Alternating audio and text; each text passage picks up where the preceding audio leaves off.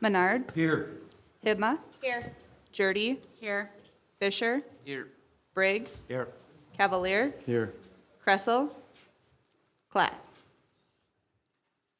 Okay, it's time for the open forum. If anybody would like to address council on any issue not already on tonight's agenda, may come to the podium, state your first and last name and address, please. Hearing none from the chambers. Anybody on the phone bridge, Chad? No one this evening, Your Honor. I'll close the bridge. Thank you. Okay, no presentations. This brings us to the agenda. Does anyone wish to add anything to tonight's agenda? I have a motion to approve tonight's agenda. So moved, Your Honor. Thank you, Tim. Do I have a second? I'll second, Your Honor. Thank you, Clayton. Discussion? Hearing none. Can I confirm, by approving the agenda, can we still pull something from the regular agenda? So we can have discussion. We're not pulling anything from the regular, so you can always vote it yay or nay. Okay. Okay, can I have roll call, please? Menard, Aye. Hibma, Aye. Jurdy, Nay. Fisher, Aye. Briggs, Nay. Cavalier. Aye. So we have 4-2. So we have to have 5 in order to be able to pass anything. So nothing would be able to happen on the agenda tonight if we do not get 5 votes on this item. We wouldn't be able to pass. Pay bills or? Nothing, it's the whole agenda. So your reasoning is? Because I want to have a conversation about the Firemen's Association agreement before it goes through. And you can definitely do that. That's the time of the discussion when you do the first and the second, and then you can have the opportunity to vote it down at that one agenda item. But if you do this way, then the items will not be able to, we can't discuss anything on the agenda if we can't have a 5 council member vote. Then I'll rescind my vote. And your reasoning, Clayton? I'll rescind mine. So with 2 council members rescinding their votes, we have enough council members to pass this. So the motion carries. Correct. Thank you. All right, this brings us to the consent agenda. Does anyone wish to remove anything from the consent agenda? I have a motion to approve tonight's consent. So moved, Your Honor. Thank you, Tim. Second, Your Honor. Second by Don, thank you. Roll call, please. Menard, Aye. Hibma, Aye. Jurdy, Aye. Fisher, Aye. Briggs, Aye. Cavalier. Aye. Okay, motion carries. Moving on.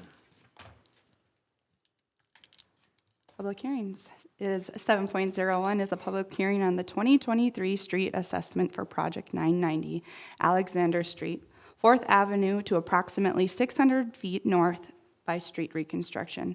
This project has an estimated cost of $589,668.66, with an amount to be assessed of $152,825.26. The recommended term on this assessment is for 20 years at 6.5%, Your Honor. Okay, I'll open this public hearing. Does anyone wish to address the council? Please come to the podium, state your first and last name and address, please.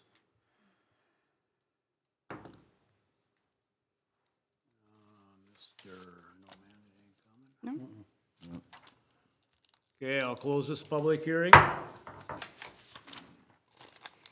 Item 7.02 is a public hearing on the assessments for unpaid water and sewer charges for current services. The amount for the unpaid water and sewer charges are $4,769.32. The amount for mowing charges are $2,231.14. Each assessment has a 1-year term. Okay, thank you. I'll open this public hearing. Does anyone wish to address council? Please come to the podium, state your first and last name and address, please. Hearing none, I'll close this public hearing. Okay. Regular agenda, Ashley. Yes, Your Honor. Item 8.01 is a resolution regarding the declaration of the slum and blighted area within the city of Crookston. Okay, do I have a motion to approve this resolution? So move, Your Honor. Thank you. Don, is there a second? I'll second. Thank you, Tim. Discussion? Yes, what this is a resolution regarding the designation of slum and blighted areas in Crookston. This is necessary so that a small city's community development block grant program funding can be applied for, effectively designates Ward 1 and 4 as the areas in which the blighted and slum areas could be identified. Thank you, Corky. Further discussion? Is there any particular housing or Well, there's been identified. conditions of the house? Yes, there's conditions that are identified and defined in the grant. And so there's been a preliminary determination of 124 houses in the area that may be affected. I believe there were 63 that were considered substandard and 61 that were considered basically standard. This is a preliminary application. If the application is accepted, then we would receive notification that we can apply for the grant itself. Thank you. Further discussion? Do we recognize Councilman Klatt? Yes, so just everyone is aware, Councilmember Klatt has came to the council meeting, so we can utilize him on the roll call. Thank you. Would you like me to do roll call? Or do you want discussion? If you wish. Yeah, Or for the, nobody else is with the discussion, so we can. Okay. Menard, Aye, here.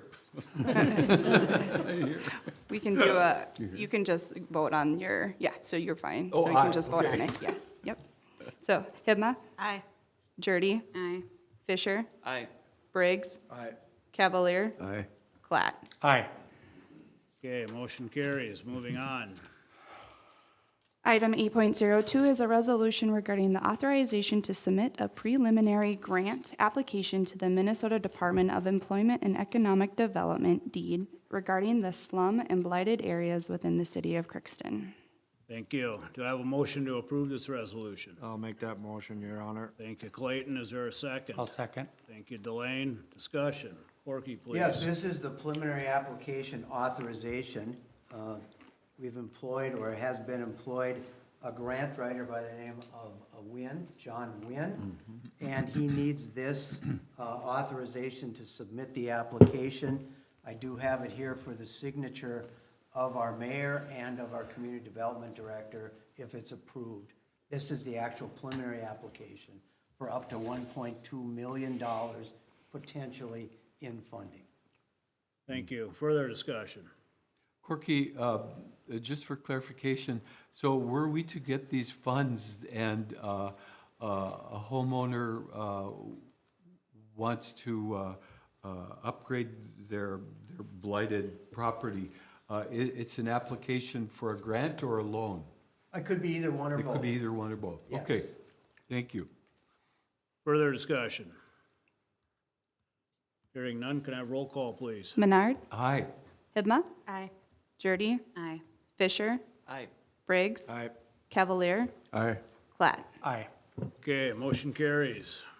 Item 8.03 is a resolution regarding the acceptance and the external auditor's report and the audit of the City of Crookston's financial statements and single audit for the year ending December 31st, 2022.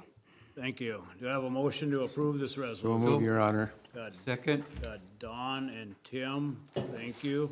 Discussion. Yes, this is the audit report that was submitted to the Ways and Means Committee for its review.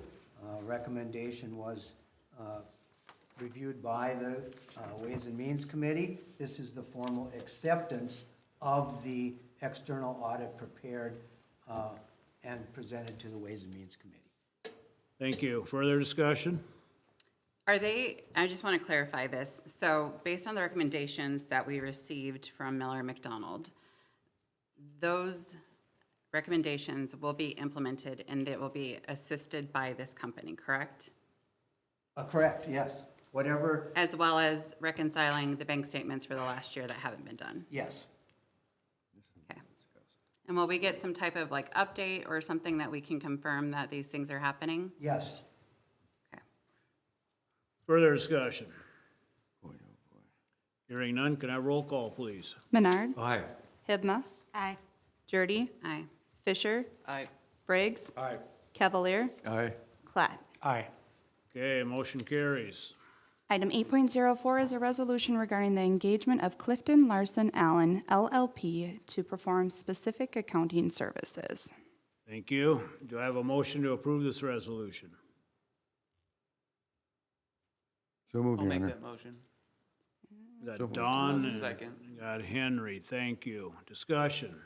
This is employment of the firm that was identified and presented to the Ways and Means Committee. We have yet to receive the formal engagement proposal, but as indicated, they will be performing reconciliation for all of the bank reconciliations that have not been done. They will also assist our finance department by proposing those items which should be changed, the policies and procedures, as well as reviewing our external audit and making recommendations and assisting our finance director with implementation of those recommendations. Thank you. Further discussion. Hearing none, can I have roll call, please? Menard, Aye. Hibma, Aye. Jurdy, Aye. Fisher, Aye. Briggs, Aye. Cavalier, Aye. Platt. Okay. Aye. Oops, sorry. Motion carries. Item 8.05 is a resolution regarding a working agreement with the Crookston Fire Association for the years 2024 through 2026. Thank you. Do I have a motion to approve this resolution? So moved, Your Honor. Thank you, Delane. Is there a second? I'll second. Thank you, Tim. Discussion. Corky, please. This is a recommendation to the city council to approve the firefighters association agreement for 4 years. This has been negotiated thoroughly, I believe, by both the association, which is a non-union, and myself over a period of a year, I think at least. And it's brought before you. You have the proposed terms in your packet. I'm recommending that we approve it. It was a lengthy negotiation, vigorous, I might add, but this is a recommendation. So I don't know if these questions are appropriate to be had in public or if this should be closed door, but I am concerned that we're going up $23,000 in 3 years. Yes, I think you do have a right to that information, not a right, but it's important. The 40,900 has been maintained consistently since 2011. Now, part of that was in recognition of monies forwarded by the city to the association for purchase of buildings and that kind of thing. What we did negotiate was we took a look at those years where there had been no increase, and that's been a period of 13 years. And we looked at the percentages that could have been applied if it was 5%, 4%, 3%. And if we get to this particular year, if those had gone up, 48,837 would be the number we might have arrived at 3%, excluding those 5 years where they agreed not to. In addition, Chief Hellsted was, I would say, intimately involved in this. He was always made aware what was going on. He was not a part of the negotiation team. We started out with, I think, Matt Johnson's here, started out with a group of maybe 4 or 5, went down to Matt Johnson and myself. Again, vigorous discussion. And then Matt became ill, and then we went with, I believe, Jake Lease and Eli Sullivan. Again, we did go up that amount of money. We think it was justified because it had been so low for so many years. They have expenses for certain items and equipment. They have on the agenda a purchase of a fire engine or reconditioning of one. So after that final session, these were the numbers that were agreed to, and that's my recommendation. Further discussion? So outside of the compensation, the dollar compensation, what else is the city giving on behalf? Well, that's in the contract itself, but they will be performing certain training sessions. They will be performing certain maintenance on the fire engines that we have, both our own and the Firefighters Association. We will be supplying them a certain number of turnout gears in the contract itself. Is that different than what we've had in their previous contracts? It is not, in the sense of, what's different is the amount that we paid them, but we've done those training sessions, we've done those coordination of responses to fire. It's what we've done in the past. So nothing changes outside of the monetary compensation? Not to my recollection, maybe Matt or Eli, do you have any, or is it basically the same thing? Want to come to the podium, Matt? Please. Matt Johnson, president of the Crookston Fires Association. Really, Corky and I discussed this at length, went back and forth, but basically what we came to, we discussed different term changes, and basically what we came to was just in the interest of the city and the association with where everybody's at, to keep a lot of the terms the same. We did clarify a few things on additional coverage we provide for nights stayed when different full-timers are on vacation or out for medical leave, or if there's a retirement or a resignation. So that's the only other thing I'm aware, Corky, as far as a major change that was made. And as Otherwise- we discussed, the calculation was the most leave that could occur. Right, correct, yep. In fact, we're actually short on that. You are actually able to provide services for more days than the vacation leave that's provided for our present firefighters. Correct, yep. Yes. Yeah, because you'll cover 102 days per calendar year, says here in agreement, and then, If I remember our did- calculations right, the most what it turns out to be is like 66 days so far if we add up all of the vacation days that the permanent firefighters could have had. Right, where they're currently at. When you get guys that have been there longer and their accrual is higher, then that's where that kind of 102 comes in. So we make sure you're covered on that higher accrual years when you got more seasoned firefighters on the full-time staff, so. thank you, Matt. Thank you, Matt. Further discussion? Hearing none, can I have roll call, please? Menard, Aye. Hibma, Aye. Jurdy, Aye. Fisher, Aye. Briggs, Aye. Cavalier, Aye. Platt. Aye. Okay, motion carries. Item 8.06 is a resolution regarding the Crookston Fire Services outside of city limits for Polk County. Thank you. Do I have a motion to approve this So resolution? move, Your Honor. Thank you, I'll Don. second it. Second by Clayton. Thank you. Discussion. What this is it's a renegotiation of the Crookston Fire Services giving service to Polk County for hazmat as well as certain Polk County buildings outside the city. The last time this was renegotiated was 2000, I believe, in 6. At that time, it was $3,000 per year. We did a calculation and arrived at the sum of, I think, $4,787 based on an inflationary factor. The county readily accepted that, approved it, signed it, sent it back. Thank you. Further discussion.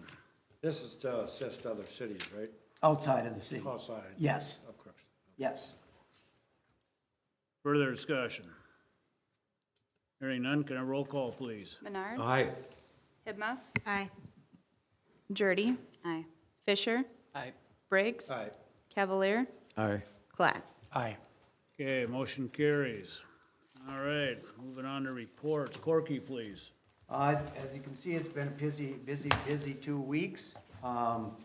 We've had a number of meetings, again, Audrey and I, with respect to budgeting, which is available tonight at the Ways and Means Committee. In addition, met with department heads, again, going over the budget. Also had a number of meetings with citizens here in the city. And just been a busy couple of weeks. Thank you. Shane, anything tonight, please?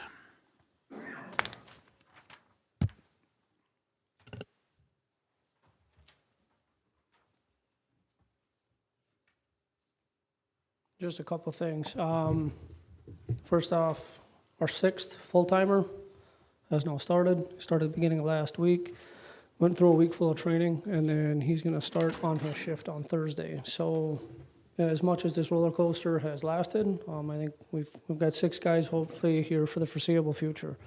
I do want to thank the association for their patience with the negotiations, and also that entire time that we were short-staffed, they stepped up. They helped cover the nights, so the full-time staff wasn't there constantly. These guys did step up and fill a pretty big void as we went throughout the year, and it didn't affect our operations. Our ladder truck, we've actually got some good news on that. Looks like the pump has been put in, and they're doing the final tests on that now for the non-destructive test. So hopefully we're gonna hear by midweek that thing will be coming back. Getting ready for Toys for Tots coming up. And then we've got a house burn this Saturday. So I want to thank Cole Wagner and his family for working with us to supply the house. Once again, it's a one-of-a-kind training for a lot of the people in this department and in the region to be able to get their Firefighter 1 certifications.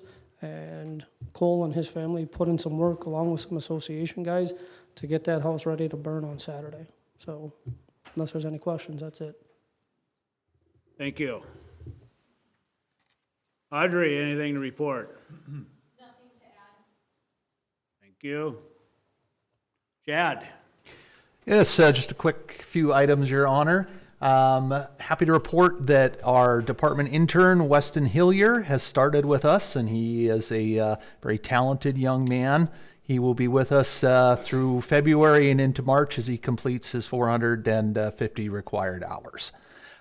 We spent time this afternoon, the 3 of us, up at the Crookston Sports Center, and we connected the new vending machine that I'm sure Jake will talk about in his report to our network. It's up and operational and working properly. And we also took in admin training for our new phone system. All phones have been delivered and programmed. This Wednesday we have staff training. We're taking a train the trainer approach, and we hope within the next 2 weeks to have all phones replaced across the city of Crookston. That's all, Your Honor.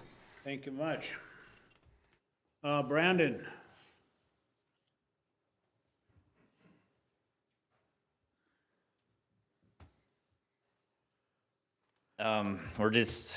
We've checked all our fire hydrants to make sure they've drained for the winter time, and we're ready for winter now that we've got a nice 60-degree week.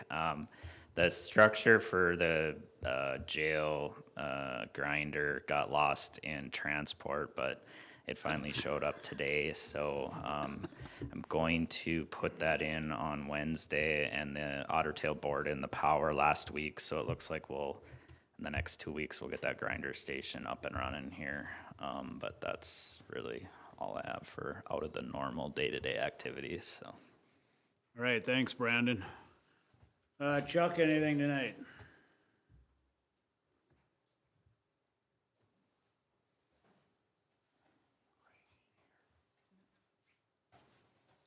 Hi, good evening. Our update, next week we should have the Christmas lights going up. We're continuing to work on our backlog of trees and stump grinding. This nice weather is really helping us get to all those and identifying new trees that we have to attack. The team has also moved all the flood fighting equipment out from the airport, brought that in town, so it's ready to go at a minute's notice.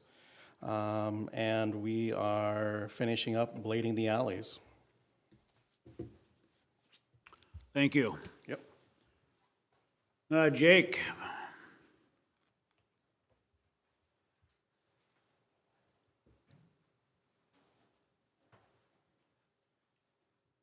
Thank you. Tomorrow, Garden Valley will be coming into the pool, and we'll be putting up cameras, some entrances, and just around the building. And then we will be setting up a new point of sale system as well. Chad is been very helpful with that. So we'll be looking forward to running that hopefully in the next week or two. We just got to do some training and get lifeguards there and scheduled and stuff for that. So tomorrow's a big day at the pool with some new things coming to it. Today we had a new item come to the CSC. It's called V4 Hockey. It's a vending machine, and it has hockey tape and like figure skating amenities and things like that in it for people that need it, you know. So, and they also sell hockey sticks. So we set it up today. Chad, like he said, got it hooked up to our network. Everything seems to be running good. So I made a post on Facebook about it. So if you're interested in that, you can take a look. And that's kind of the new items for what I got. So any questions? You have plenty of lifeguards then for the pool, or? Yeah, we're sitting pretty good. We got that 6 or 7 lifeguards that we have consistent. So lifeguards are sitting good right now. So Thank How's you. the pool usage been lately? it's been kind of down, actually. Our open swim numbers haven't been like they used to be. And we haven't changed hours, so I'm not sure why that is, but just keep trucking. And then we also, speaking of the pool, we also have our December calendar out with the events that we're going to be putting on. So that is on our City of Park and Rec Facebook page. So, and we sent it out as well. So, yeah. Thank you. Great, thank you. Carrie, anything tonight, please?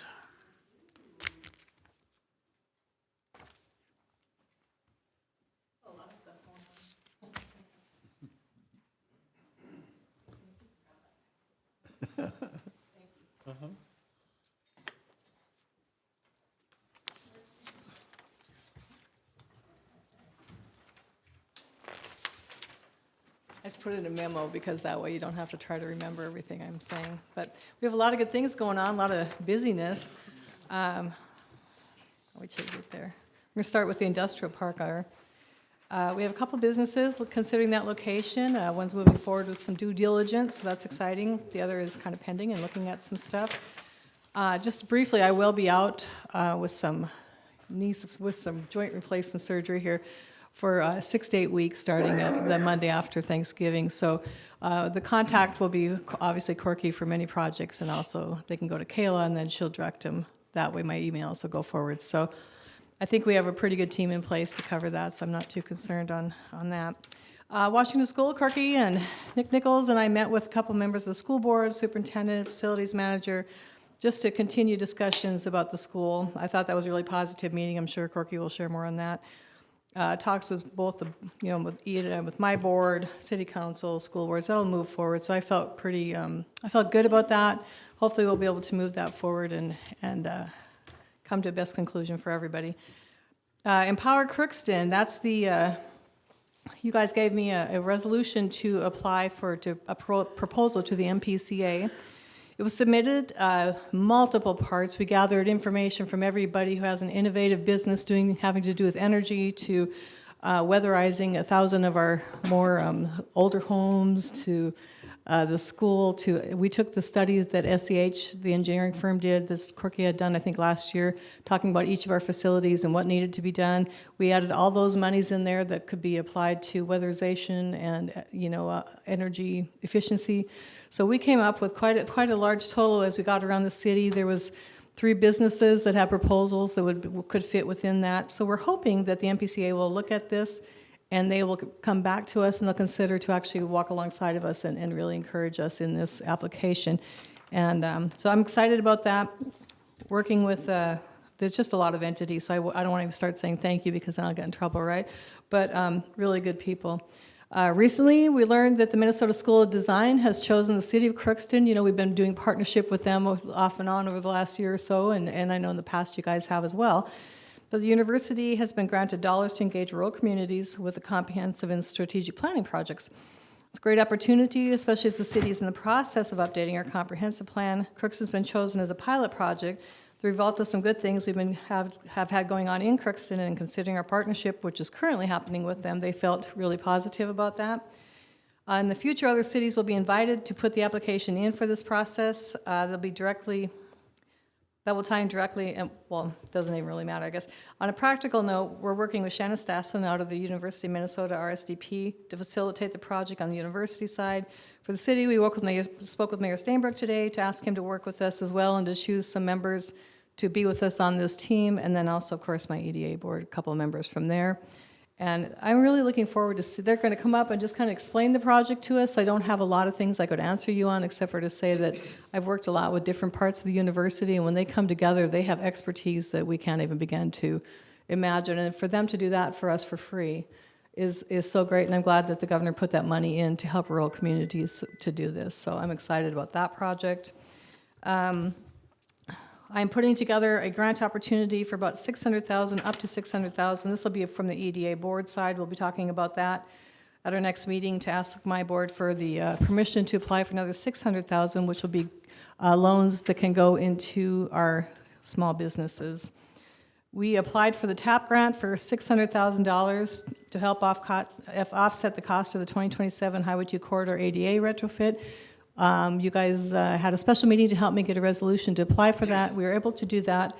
Unfortunately, as we got into the grant app on the Safe Routes to School and the Active Transportation grant, we realized that we also needed resolutions from the school board to be able to facilitate a trail along the side of their project. But not to be discouraged, the Safe Routes to School people are meeting right now, and that's an ongoing application. Those are open, I believe, once a year. So we can apply for those in the future, and I will stay on top of those for the next round of grants on those two grants. The other side is from Kayla. She is part of the Safe Routes to School team. They had an assessment of the walking and vehicle traffic on October 24th in the morning and afternoon. The findings are being compiled. I think they were all surprised at how much is happening in the dark in Crookston on that corner by Highland. So I think some of you parents should be encouraged that they're working on that, and I think they'll come up with some really good results. Small Cities Development Grant. Community development staff met November 7th with Don Cavalier and the members of the Fourth Ward regarding question and answers for our Small Cities Development Program. Lots of questions asked and are being gathered. We're sending out information. I want to thank you, Don, for really going out there and getting all those applications, the letters of interest from your community. I want to thank the community members who showed up. It was really fun. And one of the things we discovered at that meeting was a lot of people in the community don't even know how many grants we really have been applying for as a city, and how much, like, the Central Park is being paid for by grants. Sometimes they think that it's coming directly from city projects, but there's a lot of grants that our community is working on. So we just want the community to know that many times when you're seeing projects, just ask, because it's very likely that we're working on other funding to get our tax dollars back into the city of Crookston.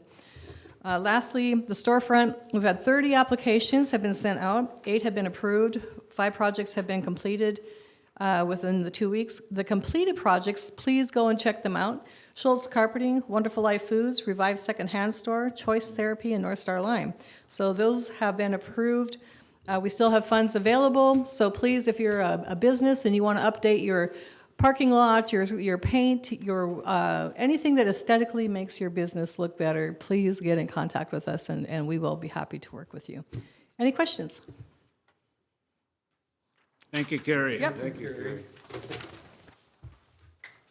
Okay, let's start with Morgan tonight, anything? Nothing, Your Honor. Okay, thank you. Christie? I was at the CVB meeting on, what was that? Last Thursday, and they had kind of gone over the fact that they needed to work on their budget for this upcoming year, and then we talked through a little bit more about implementing an app that would kind of collect all the things that are happening in the town of Crookston, so it'd kind of be like a one-stop shop for finding out what's going on in town.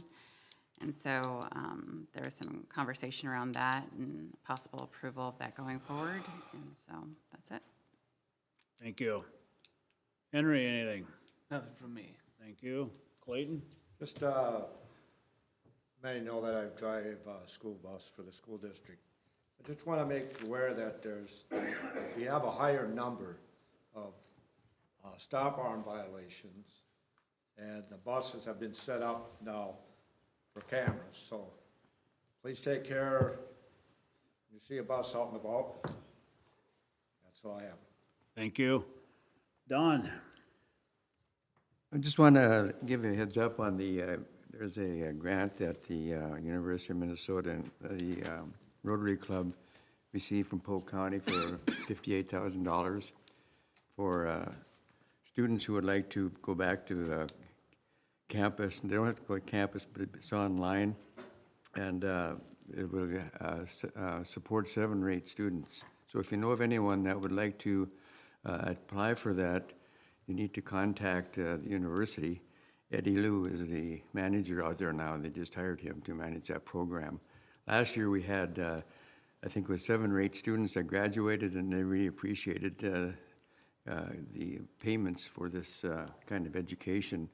And if somebody who really wants to learn communication skills and be more effective in the job market. So if you know of anyone that does not have a master's degree, and they are from Polk County, that's 2 requirements that they have for that grant. So anyway, that's just one announcement I have. So, and I want to thank Carrie for doing such an excellent job the other night. We sent over 400 flyers to the Ward 4 people, and we are getting phone calls and so forth. We also had 77 excuse me, businesses that we contacted, and now they're responding for grants that Carrie had talked about. So we're moving on, and hopefully we can get some money to update our housing in downtown and so forth. Kind of excited about that. So thank you. That's all I have, Your Honor. Thank you. Delane, anything? Nothing tonight, Your Honor. Thank you. Tim? I attended the most recent board meeting for the Golden Link, and just a shout out to recommend that if you're not a member, you don't have to be nearly dead to join. They are looking to increase their membership. They serve wonderful breakfasts and lunches at a very reasonable cost. So if you haven't checked it out, by all means do so, and look forward to their Christmas holiday baking. They make some of the best cookies I've ever tasted, so put them on your shopping list for Christmas goodies. That's it. All right, thank you. I just want to commend Don on all the work he's done in his ward. He's been a busy man, and a lot of walking miles, so you don't have to walk at night. Also, I had an opportunity to talk with Carrie and Shannon today on this Minnesota school design, and I'm really excited to partner with that or be involved. Can't think of her name offhand. She's coming up from the cities, but it's going to be probably sometime in December after Thanksgiving. So, and talk is now that she's going to be here overnight. So, maybe there could be 2 meetings, one in the morning or day, and then one in the evening for people that can't make the one during the day because of work. So yeah, exciting. A lot of stuff going on.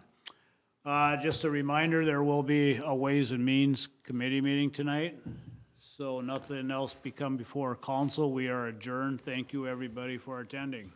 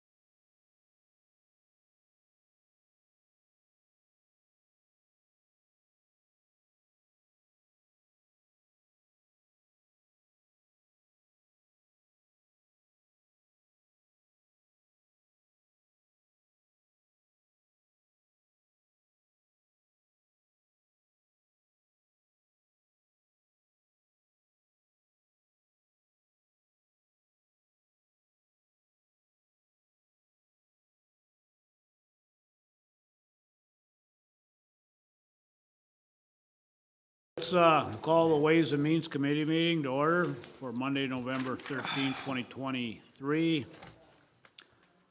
We've got two items on the agenda. One is a grant discussion, and the second is the budget discussion. So we'll start with the grant. I can. Take over, Yeah, Court. just a review for you. We had a grant discussion some time ago, and there were some items that you had reached a consensus on, and I'll just review those for you. For the Ox Cart Day Festival, you reached a consensus on that would be granted. Scruffy Tails Humane Society, there was a consensus for $20,000 on that.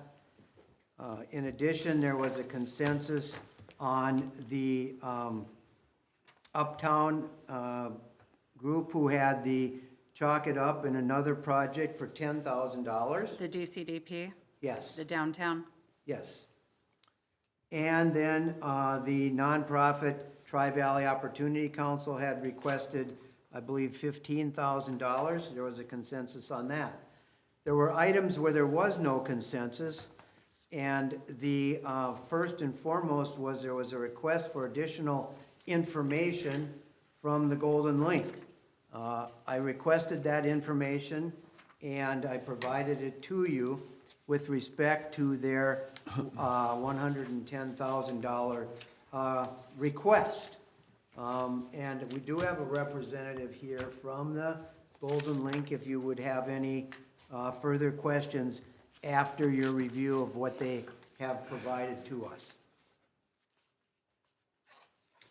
I guess my question would be, okay, so we're seeing the expenses, but where's the revenue? And is the expectation that they're requesting the whole operating expenses? There we go. If you want to come up and answer that particular question, that would be great. I just walked in, so I'm kind of lost. You haven't missed anything other than the question regarding expenses, operating expenses. Administrator? Okay. The question, I'm sorry, can you please? Yeah, so I was looking through your budget and I see that you're asking for 110,000 and some change, which it looks like it's almost your whole operating budget. So is that the expectation, is to ask us for your whole operating budget? Oh, no. Okay. Because there's a lot of things that are not actually covered that come up. I mean, we've got, right now in the last week, we've lost the person that was supposed to be shoveling snow. Our hot water heater is going out. Not hot water heater, I'm sorry, our water softener. We've just been informed that our tax services is going up 40%.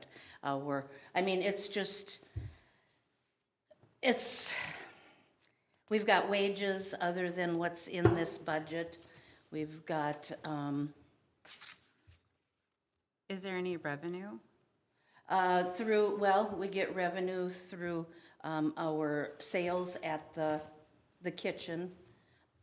But that, again, our sales in our kitchen for our breakfast and lunch, we eventually hope it will cover all the salaries of the people that are working in the kitchen, plus the food and equipment and, things like that. And right now, that isn't covering everything quite yet. We're getting close, but not quite. Other revenue would be memorials, donations, fundraising. We do get a lot of grants, but that is basically for specific things, of course. A grant you don't write just for, we want $25,000 just because. So we have specific things that we have for that. And a lot of that is building improvements and equipment improvements as well. I don't know, is that answering your question or not really? Well, I guess I was assuming this was your whole budget, so it's not your whole budget? Well, it is in the sense that, but not every part of this is the amount that it would actually be. I mean, I understand that, like, things happen, right? I get that. And is there also a breakdown of what your revenue is? Shirley, do you have that? I Oh.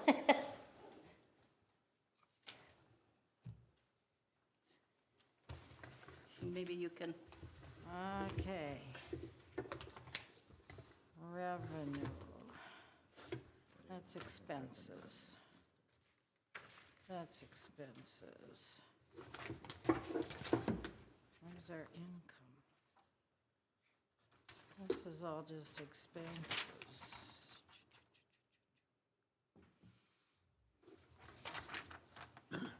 Well, we get some income from memberships.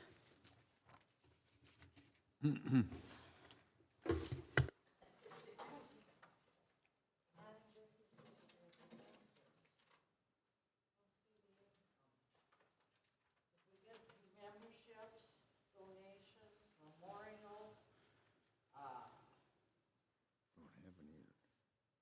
and then what we take in the food to cover the food expenses and the wages of the cooks and the dishwashers and the servers. Is that not already in here? It was Your in the wages? income. It was in the income part. And I didn't bring the income part with, I just grabbed the expenses. How much are your yearly dues? $25 a year. So There's our income. how long have they How many do you been have? $25 forever? No, couple years. 1 year? Yep. Okay. How many members do you have right now, do you know? Well, it's kind of a bad time of year because we have the members for 2023 and we're collecting the dues for 2024. So right Yep. now, I think 2024, we probably have a couple hundred paid up, but we hopefully will be bringing in close to 500 members. Yep, yep, sitting at about $800 right now for 2024. And then, because anybody signing up now, we bounce them over to 24, because they're not gonna wanna pay $25 for a month and a half. So, and then we do some pop and our wine and our beer, and the trip brings in some, but that usually, it looks like a lot, but it goes back out again just about as fast. Because we take in for the big Diamond Tourist trip, and then I write out the check to cover everything. We make $100 a person on the Diamond Tourist trips. So if you have, and then that's used for other expenses, and if we need an expense for the center, we will borrow from that account, transfer it over and borrow from there. And income, well, yeah, it's pretty much what we get from you guys to cover like the utilities and the janitor and the manager's salary and things that don't have anything to do, the expenses that would be there whether we cook or not. You know what I mean? So what was I mean, I don't know if you have this information with you, but what was the total expenses for 2022, and what was your total income from That I don't- 2022? So we could have an idea on, The bottom line was Okay, We lost- here's 2022. Okay, total income, 1, 2. Okay. Gotta find it here. Total income was $263,952.26. what was your total expenses? And total expenses were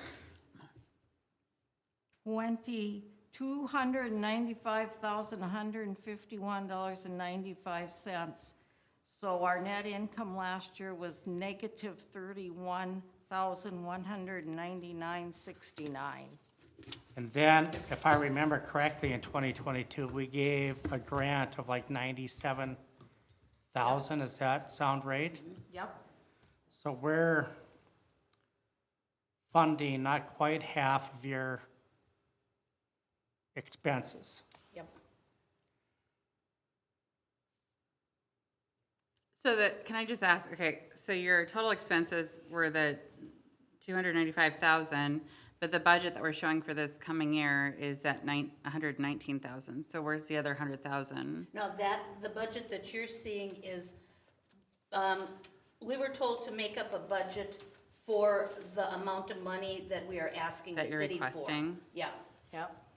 Okay. so, But see, last year we bought it, we got the freezer, so that's in there. We won't be buying So- that this year. And So do you know what your budget is, the total budget for 2024 for expense and revenue?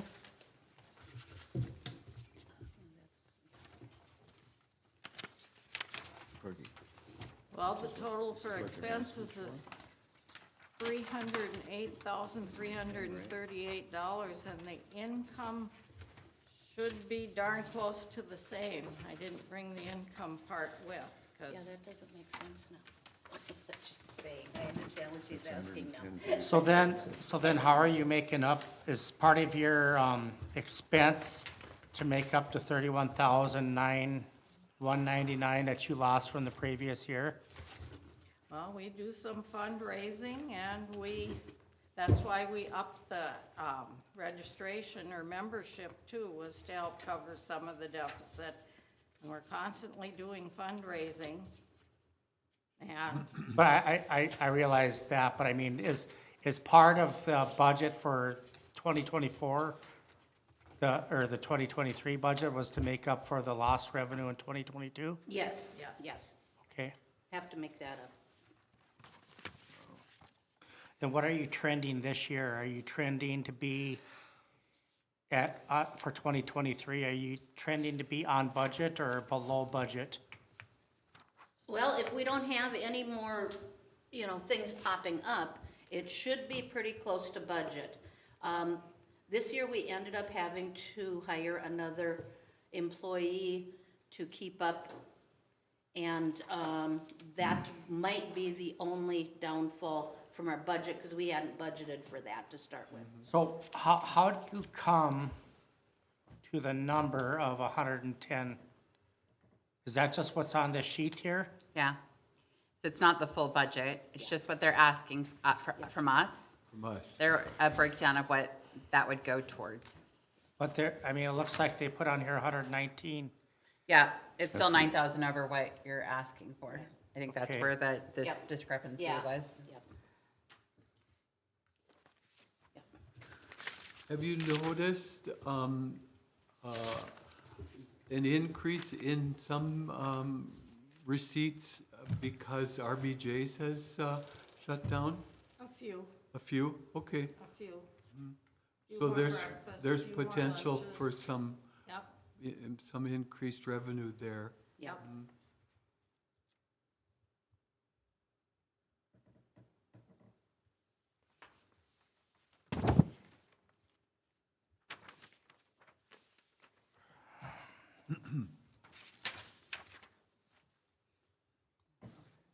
Do service clubs pay anything for rental of the facility or not? No, Okay. that's in kind All right, on our And- part.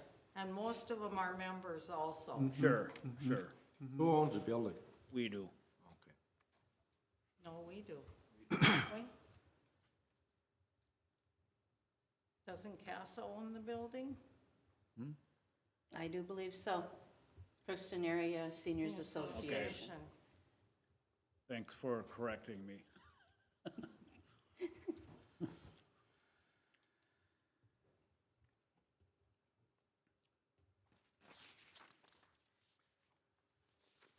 I think so.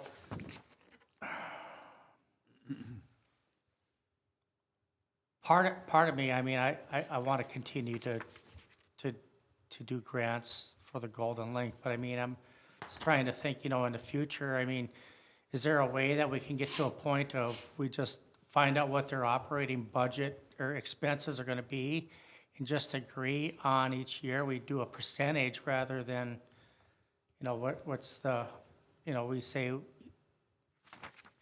for like going forward? Does it make sense to figure out like, okay, we're gonna, each year your operating expenses are this, we just do a 50% or whatever the percentage does that make sense, or is it, 50%.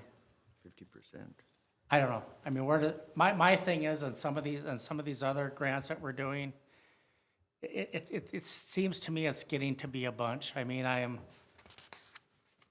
a pet lover, but I'm struggling with $20,000 for the Humane Society.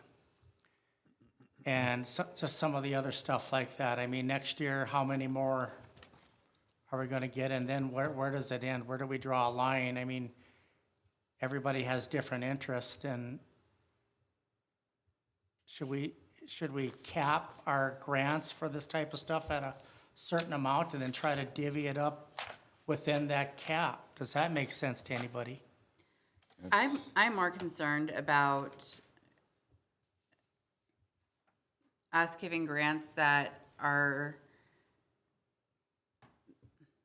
the individuals are relying on to be sustainable instead of trying to find ways to be sustainable outside of the city. I get like Humane Society being an example, that they're looking for a specific thing to be paid for, and then it's done. I'm worried about But it's not the done. reliant, well, Since I've been on the Well- council, we've given to the Humane Society for each project every year. yeah, but it's a project. It's not operating expenses, right? There's still an opportunity there. I'm concerned about the sustainability of something like this, where we're paying for half of the operating expenses for an entity.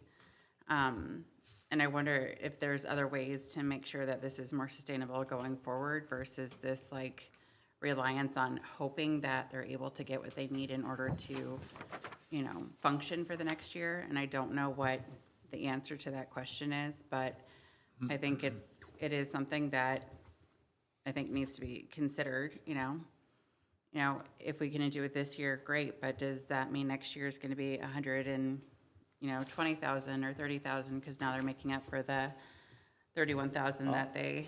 Right, that's why I'm asking the question of maybe we just do a cap of each year 200,000, so whoever comes to the city asking for grants, we have to fit it within that budget of $200,000 or whatever the number may be,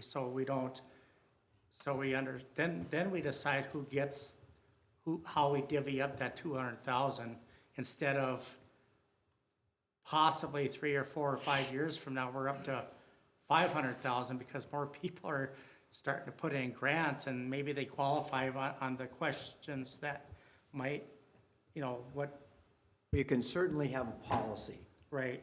With respect to these grants.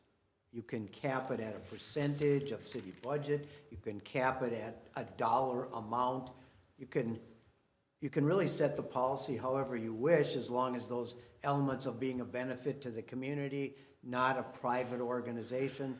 And if you wish, we can develop that policy for your review and approval. I feel like we should be, I want to continue to give this grant to the Golden Link, because I think it provides a valuable resource for the elderly in our community. It's the only resource, to be honest with you, Right. that, encompasses all of the 55 plus. Right. They can come there and do almost anything.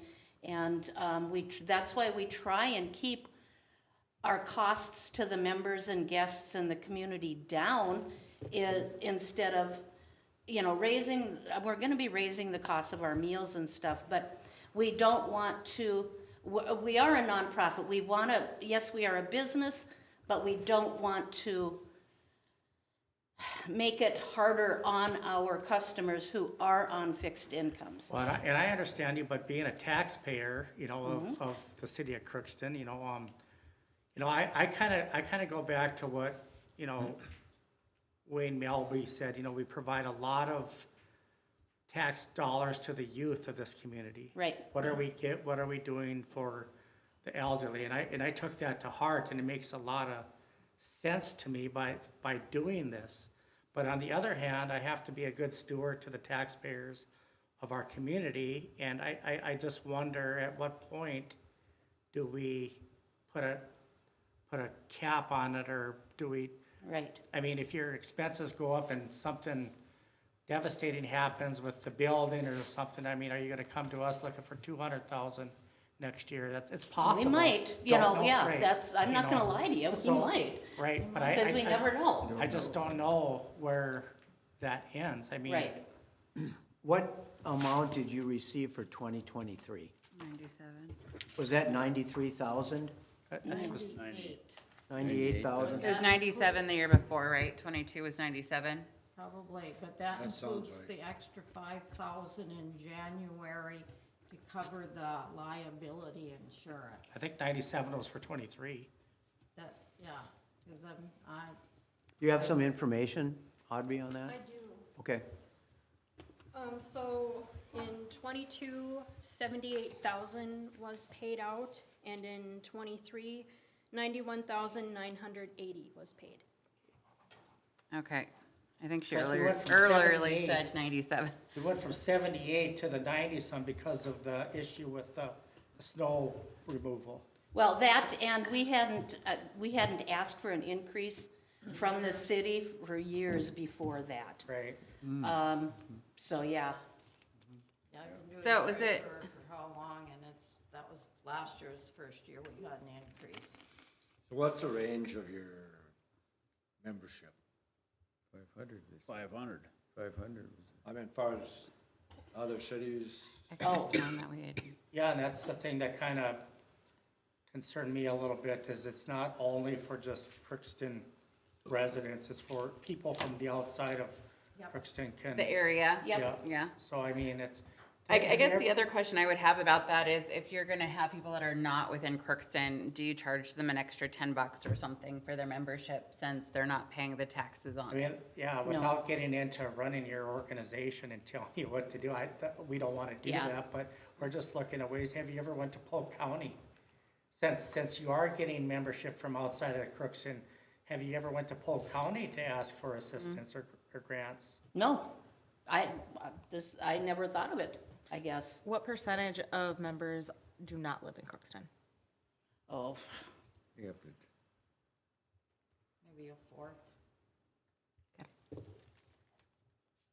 I guess I have a hard time taking that into play, just because, you know, in a way, we're kind of a regional Polk County for is a- Polk County, and, Well, but you know, they, you're not getting money from the region to. but they, No. you know, they shop here too, and, I- you know, and they buy their fuel here, and Yeah. they go to restaurants here. Listen, like I said, I am not against us, I am not against this grant, I'm just trying to, not just this grant, I'm trying to figure out a way to, how do we, I mean, last year, what was our total grants that we gave out for this, like 122,000, right? And now we've increased it to over 200,000 this year, correct? But you haven't given that grant, but there've been requests Yeah. for well over 200,000. That's been consensus at this point. Yep, so then next year, I mean, are we looking at 300,000? well, I guess my one question was, and I'm fairly new to the Golden Link, because I'm one of the young ones, but anyway, my understanding was the money that we are granted from the city of Crookston is from a fund that is not, I mean, that is a grant that came to this, I don't know. That's what I was referring to, Audrey, about the legacy grant they keep Yeah. talking about. That is not something that we're aware of, is that correct? So there isn't. Because the that's what I've funding. always been told, that you guys have gotten a grant either from the federal or So- state government for elderly and youth. And that's, so this is the first I've actually. So for your grant request is 10. 110. So each $29,800, our levy goes up 1%. So you're requesting almost 3% of a levy. No. No, No. yeah? Almost. The increase over last year is 0.5% of the levy. If each one's, let's just say 30,000. Yeah, It's about 4%. yeah. So, and don't get me wrong, I'm not saying we don't do this, but by not granting you this loan, we could save the city almost 4% of a levy to bring it down. That's how high we have to increase our levy to make this grant for you guys. So and in a year where we're trying to, we started out with a huge levy, and we got it down into the 20s, I think now. 18.08. Or 18, but yeah, so. 18, yeah. But, Well, this is a definite learning curve for me too, so thank you for, this information, because Yeah, I obviously had the wrong information all along. Yeah, the legacy fund or the legacy grant has nothing to do with the city's levy. Okay. And what they give you. Okay. That may be a fund that exists outside of the city. Okay, But it is not a direct grant to the city, which is passed on okay, to Okay. your group. all right. Yeah, you see, that's where we were messed up on. I also wonder if initially the conversation and the whole reasoning behind giving the Golden Lake monies was because there wasn't any type of outside programming through recs from our Park and Rec, right? Yep. So I wonder if we're looking at like what we're already giving for other specific groups for sports of that sort. Do we make that more aligned with what we're also providing in dollars to other, things that are being provided within the community? I mean, And make it more like that versus, Well, I think that speaks to the mention that Delane said about what Wayne Melby's comment of how much we're investing our tax dollars in youth and how upside down it is with regard to what investment we put in to our elderly. and that's what I was saying though, is that why don't we look at that and look at comps for what we're providing for other citizens of town? And when you were asking for like, maybe it should be a set amount, maybe that's what we're going off of versus this and random that, I mean, whatever. Is it, and I'm just talking out loud here, I mean, since we're given such a considerable amount as a grant, I mean, would it make sense, I mean, I know, Tim sits as a liaison, right, but are you like a voting member on the Golden Lake? No. I mean, does it make sense to have somebody on the, I mean, we don't give this much money out to any other organization that we have voting members on. I mean, since this is happening, should we require, since we're giving so much, to have a voting member on the Golden Lake Board as a part of a city, or is that out of the realm of? I don't think we can. I think we get just a liaison. It's like with our other I think it would committees. be problematic if you had a voting board member. Yeah, you couldn't have that. But a liaison can certainly bring back the same information. I don't know how many members are on their board, but if you had one, that would be. I understand, one but of what I'm six. getting at is, maybe there's some expense control things that but as a liaison, you really can't get involved in that, and we as a city, we really can't either, but I'm just thinking that, I'm just trying to make it more, I don't know, something like maybe the city has some type of control on maybe the expense and revenue of the Golden Lake, since we are having such a huge investment in this. Does that make sense to anybody, or? I, at the end of the day, I would like to have a little bit more information. I would like to see the full budget, and I'd like to see the full revenue before we make any more decisions.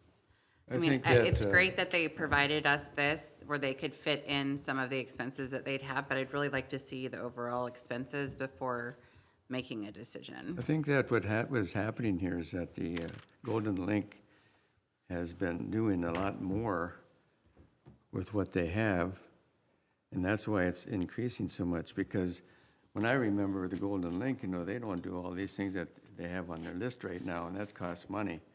And I really agree with Wayne Melby's comment that we need to invest in our senior citizens too, because they're paying taxes and so forth and so on. So I think we should move ahead and try to figure this out. And I can understand your concern about the budget and the information we have, but we have to realize too that things go up every year, and if we don't fund it, then we're left out of the. It won't be. It won't be a Golden Link anymore. So I think they've done a great job in doing the things they're doing right now. So I think we need to get that support. I agree straightened with out. Don's comments. I'm just, like I said, we're talking 4% of the levy. Yeah. 4%, 4%, yeah. And it's. Of an 18% levy. Yeah, right. Yeah, That's well, pretty significant. I think I would like to just be able to see the full budget and the full revenue, just before we make any decisions. That And is I would agree, like, if it's being more utilized, absolutely, that's wonderful, but I also wonder if that's also seen in the revenue side of things as well. And, is there, thought of raising those in order, and I understand there's a need for it to be affordable, especially with a lot of people being on fixed incomes, but I just wonder if there's other ways for us to consider other revenue resources too, to make sure that like this isn't, a consistent thing that they're having to come back and consistently like request more and more money every year, Right. And, we're more than open to suggestions because, when you do it over and over again, you kind of get into the same groove over and over and you forget that there might be some other ways to do it, like you said. And as far as the liaison, we take it very seriously. If they make a suggestion, it is like, to me, it's like the council saying, you better watch this or do that. So we do really take the liaison's word. And since you have members that are like a quarter of your membership is outside of city limits, I think it would be worthwhile to take a run at Polk County to see if, because I think there's a lot of people on there that might give you guys a grant as well. I mean. Okay, That's what I was gonna that's say. a fabulous. Yeah, they're County giving out, should be able to assist some way or another. Right. they're awarding money right now too, so it's good timing. Okay. And you do not have to make a decision tonight here. If Yeah, there are we can- additional information you all want to review, you don't have to make the decision. It is part of our budgetary process, but you don't have to make that decision necessarily tonight. Okay. Yeah, Okay, so, full budget Full and budget? then full revenue would be Okay. nice to see, and then we can All right. kind of go from there. we can drop that off tomorrow. No, maybe not tomorrow. Maybe Wednesday. I won't be around tomorrow. If you want to drop it off with me, I'll Okay. make sure that each council member gets exactly what you bring in. Okay, But I believe they're asking for full expenses and full revenue. yes, Okay. yep. And a breakdown, it would be really helpful to have a breakdown of how many members you have exactly and how much the dues are that they're paying. Okay, yep, that isn't a problem. Wonderful, thank you. Awesome. Anything else? Thank you Did you very get a much. hold of Chuck? Did I get a hold of Chuck? Yep. No? Okay, because he asked me tonight after a city council meeting, so he's waiting to hear from somebody. Okay, Okay? I will definitely get a hold of him. Thank you. All right. Thank you. Thank you, guys. Thank you. Thank you. There are two other proposals that haven't reached a consensus. One is the Benedictines, who are asking for $75,000 for their elevator.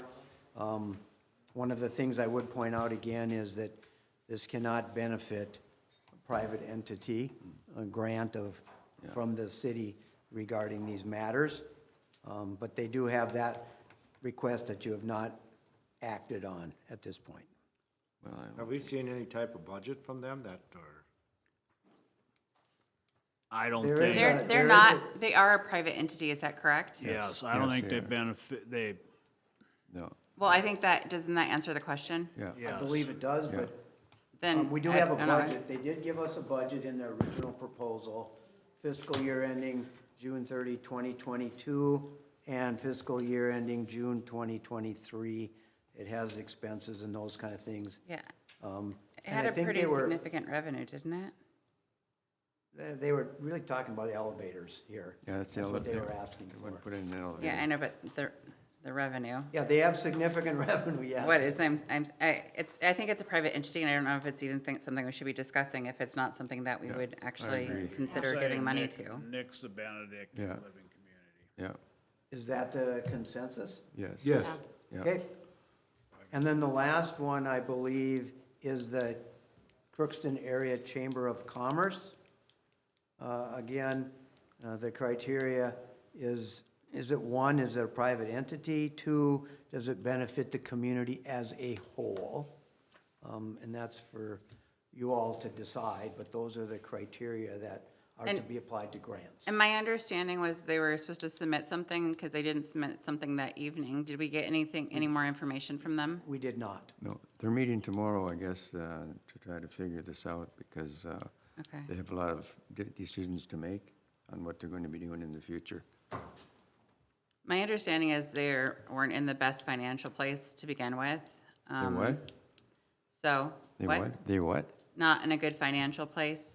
Right, that was in their original proposal indicating that they're projecting an $18,000 to $20,000 shortfall for 2024 budget. Yep, That's, so. Yeah. And they're requesting how much? $4,999. And what was that supposed to be for? Funding for 2024, really, that's what they said. They didn't give any But their specific. shortfall is gonna be 18? 18 to 20 was in their letter, which was part of their proposal on September 13th. Yeah, Don, I mean, you're the liaison to that group, right? yep, they're meeting tomorrow and they figured out their budget and with all the bills and so forth that they have about $200 left. So they're really Yeah.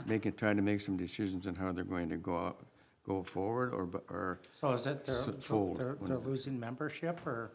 They haven't, they were supposed to send out their membership this next coming month, well, this month, and they haven't sent anything out, and they're way behind on all of that kind of stuff, so they're gonna try I to think they were figure still it out. collecting from the year before. I mean, Pardon? and that was the majority of like what their operating expenses were based off of. Yeah, some of it, yes, So. most of it, yeah. Mm-hmm.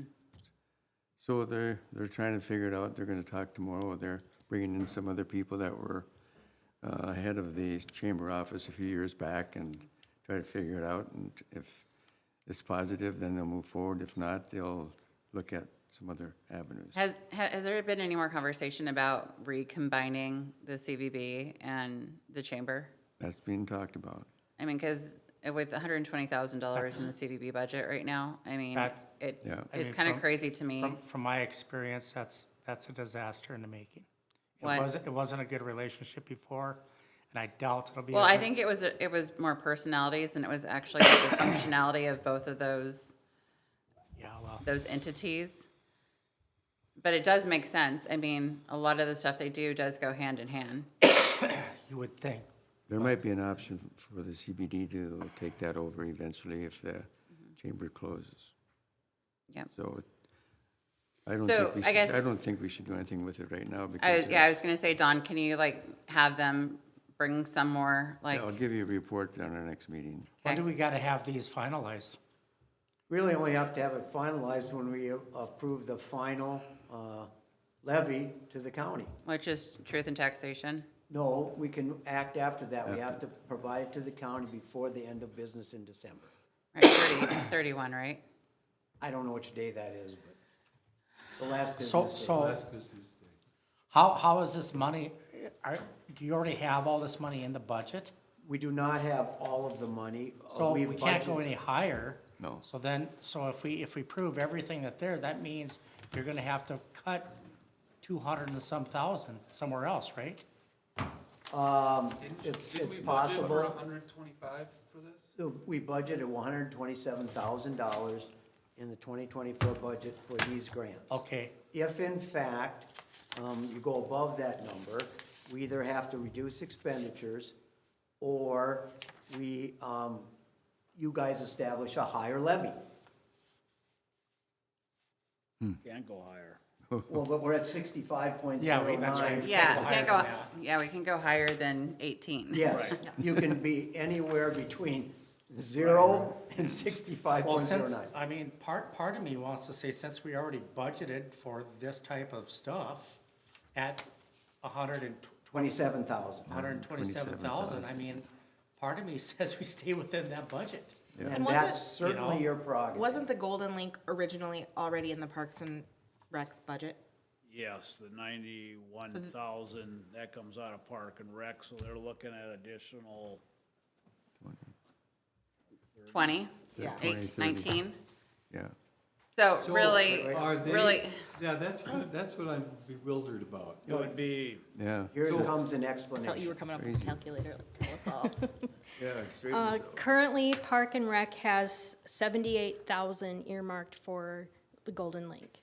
So if you were to agree to award at their full request, you're looking at a 1% levy increase. So why did the Park and Rec budget 78 when we gave 90 some last year? Why would they think it was gonna go down? I guess I adjusted it to the previous year of 78 because looking through the minutes, it was a one-time increase. Oh, I thought it was to help pay for like a refrigerator or something. That's what I Freezer, had read. refrigerator. Yeah. Yes. Yeah, so that was what the initial, yeah, That was the 'Cause- original ask, 78,000, because they had a freezer Yeah. combo refrigerator Right. unit that needed to be, I believe, replaced. yeah. And I think when she said we hadn't had an increase before that, it wasn't about being an increase. It was like a one-time purchase that they were well, it was- needing to make. Part of the thing was the one times, we increased it to the 90 some because of the help offset The snow removal. thing, that, because the city was doing it for, Yeah, and she said it was insurance, which is also, That's what she said. I mean, yeah, I think we need to clarify that because that was not why we offset that. We offset it for the snow removal. like I said, with. And the with- trash collection. that's my recollection is that because we removed city crews, which was appropriate to remove them. Right. We budgeted an additional amount for snow removal And based trash on collection. estimates. And trash Right. collection. Yes. So like I said before, I'd sure like to get, and we can look at it every other year or every year if we want, but I think we get to a point that we just cap our grants and say, okay, then we're not fighting what we're gonna give. We have to, then we decide what we give within the budget that we set ourselves at. So I mean, that's, a lot of these are worthwhile. I'm not arguing none of this stuff is worthwhile. I just want to know at what point in time does it end? I mean, I want to give everything to the Golden Lake. I want to give everything to the Humane Society and the transit and everybody, but I just want to know, if it's, every year it seems to be, we're taking for granted on a lot of this stuff instead of, Can I ask really quick then? So the 78 is already accounted for in Park and Rec. And so we budgeted total for these community grants, 125, you said? 127. 127. So technically, out of that 127, we would really be, yeah. So what's the total amount we have of consensus? 51,000. And that's taking into account that we already have 78. No, 51,000 on the consensus individual ones. Nothing for Golden Link, nothing for Benedictines, and nothing for Chamber in that 51. Okay. What was the total that we were gonna do for the downtown development? GCDP. I believe that was 10,000. And that was for their Tuesday Tunes and Chalk It Up? Yes. Okay. 10,000, Yes. So technically, if we were to add in the rest of the Golden Links, we'd be 32,000 on top of that. Was it, you said 50 what? 51,000. 51, sorry, 83. That's correct. And then what else is not accounted for in there? The Villa and the Chamber. Okay, Just to clarify. so we would be under still. Just to clarify, there is 47,000 earmarked in the administration budget for these grants. So really. As well, on top of Yes. the 127? So we would really only have to increase the city administrator line item by the 4,000 to get to the 51 that you already have a consensus for. But what's the 127,000 that we have earmarked? It's actually 125,000, so you have that right now in the budget. You have the 47,000 in the city administration, and you have the 78,000 in Park and Rec. So, okay, so we're counting the Golden Links in there.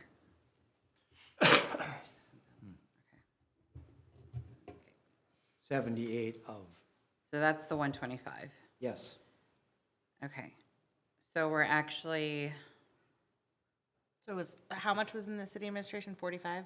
47? 47, so it's really 47 that we're looking at then. okay, so the consensus right now is including what the difference would be for,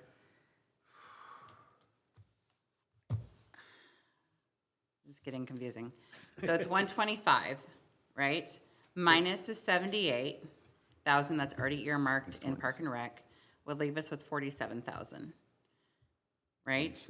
That is correct. And then what we have currently on consensus, Corky, you said is 51, 51, yes. and that's not including the rest of the Golden Links.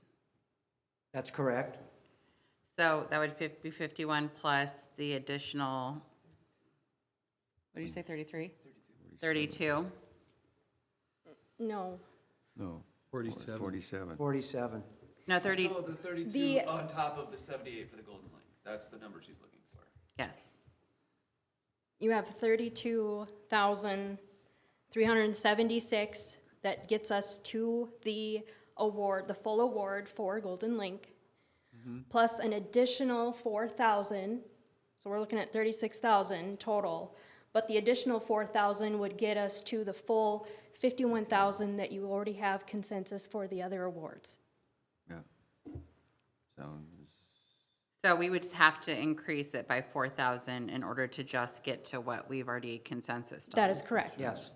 Which is not including The the villa chamber. and the villa. chamber, Yes. which arguably are the furthest removed from the criteria Right. for grants. Yes. The chamber doesn't get any city money, correct? Nope.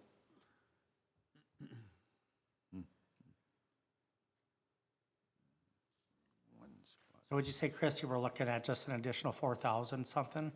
Yeah, if we were to keep at, yeah.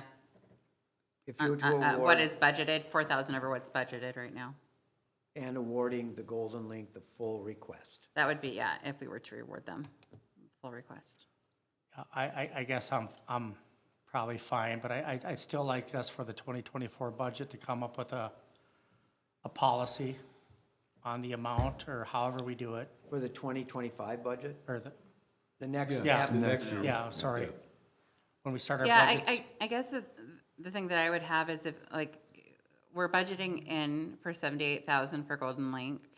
Why would we budget 78,000 if we're gonna continuously give them 32,000 more? Right. I think we need to look at, when we do the 2025 budget, we need to look at the entities that we're already donating to, I guess, and find out if, whatever it is, and then try to set a standard for a number, saying this is gonna be our total grants that we're gonna give out is 150, 175, whatever the council seems appropriate, I guess. Yeah, I And, guess the other part that I would like have a conversation about is like, if we're giving out 125, then that's what, 4%, 5%? This Really year. think about it? This year. This year could be Right, different. I know, but yeah. I'm just saying like, let's take that into account, that, you know, that bumps up that quite a bit.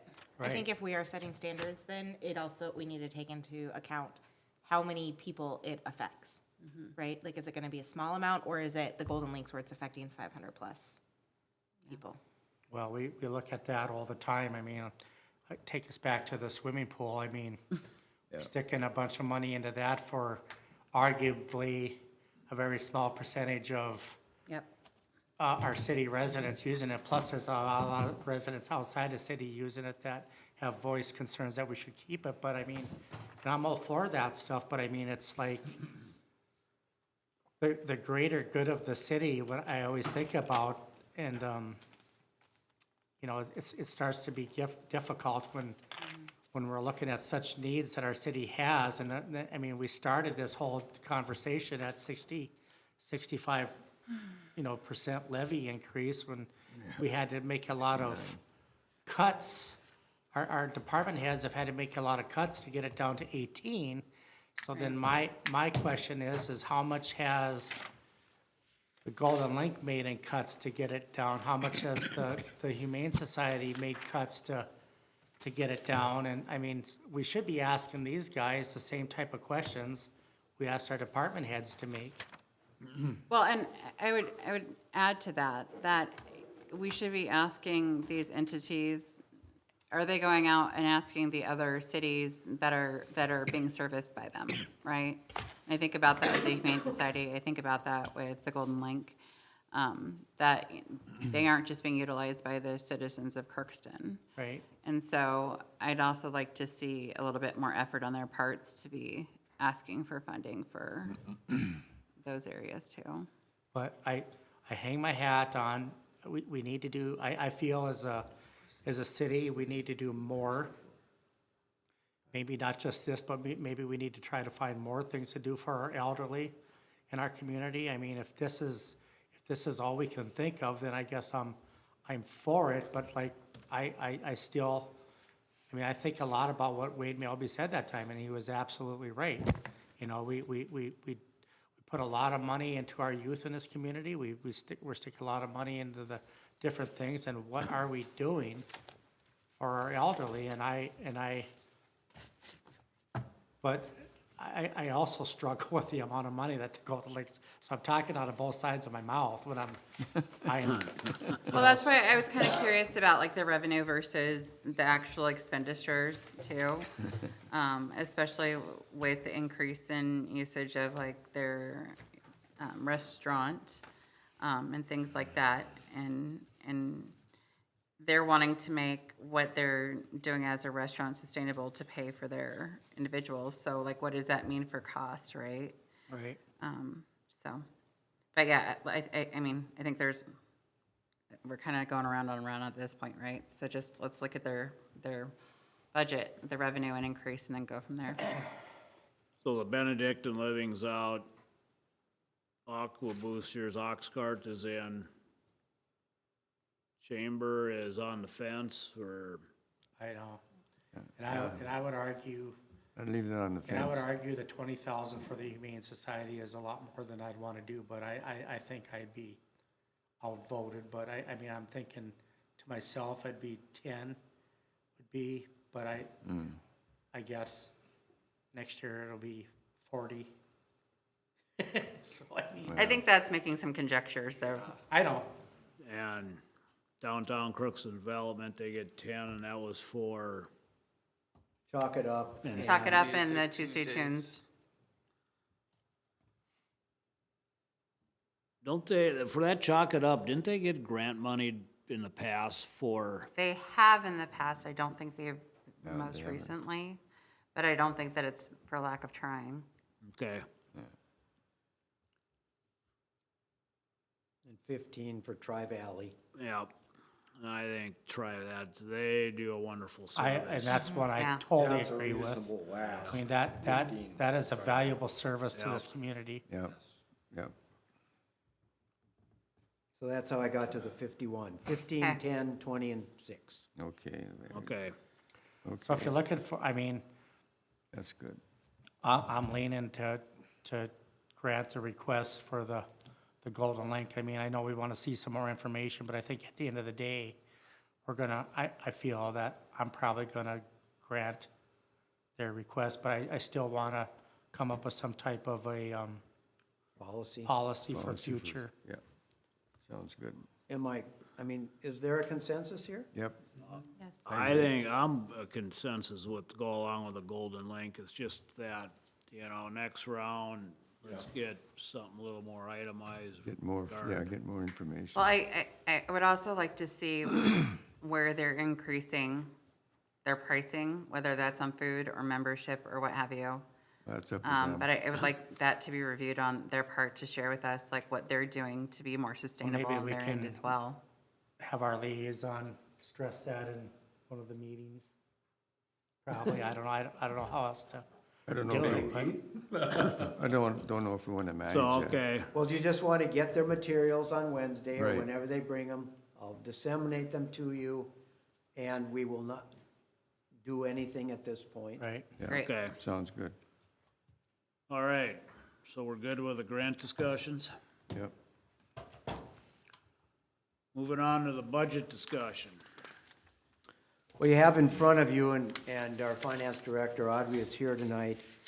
Since our last meeting, when you asked us to take a deeper dive into this, you do have the materials in front of you regarding those items which department heads concurred with.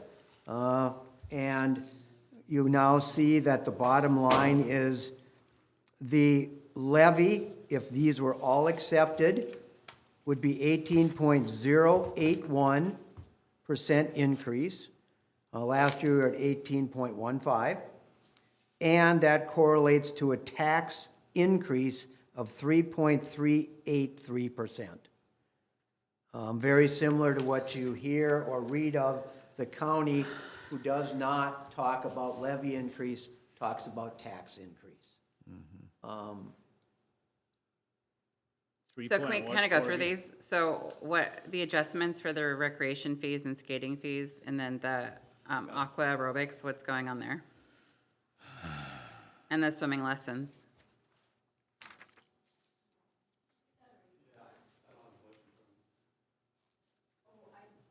Yep. Jake or Audrey specifically.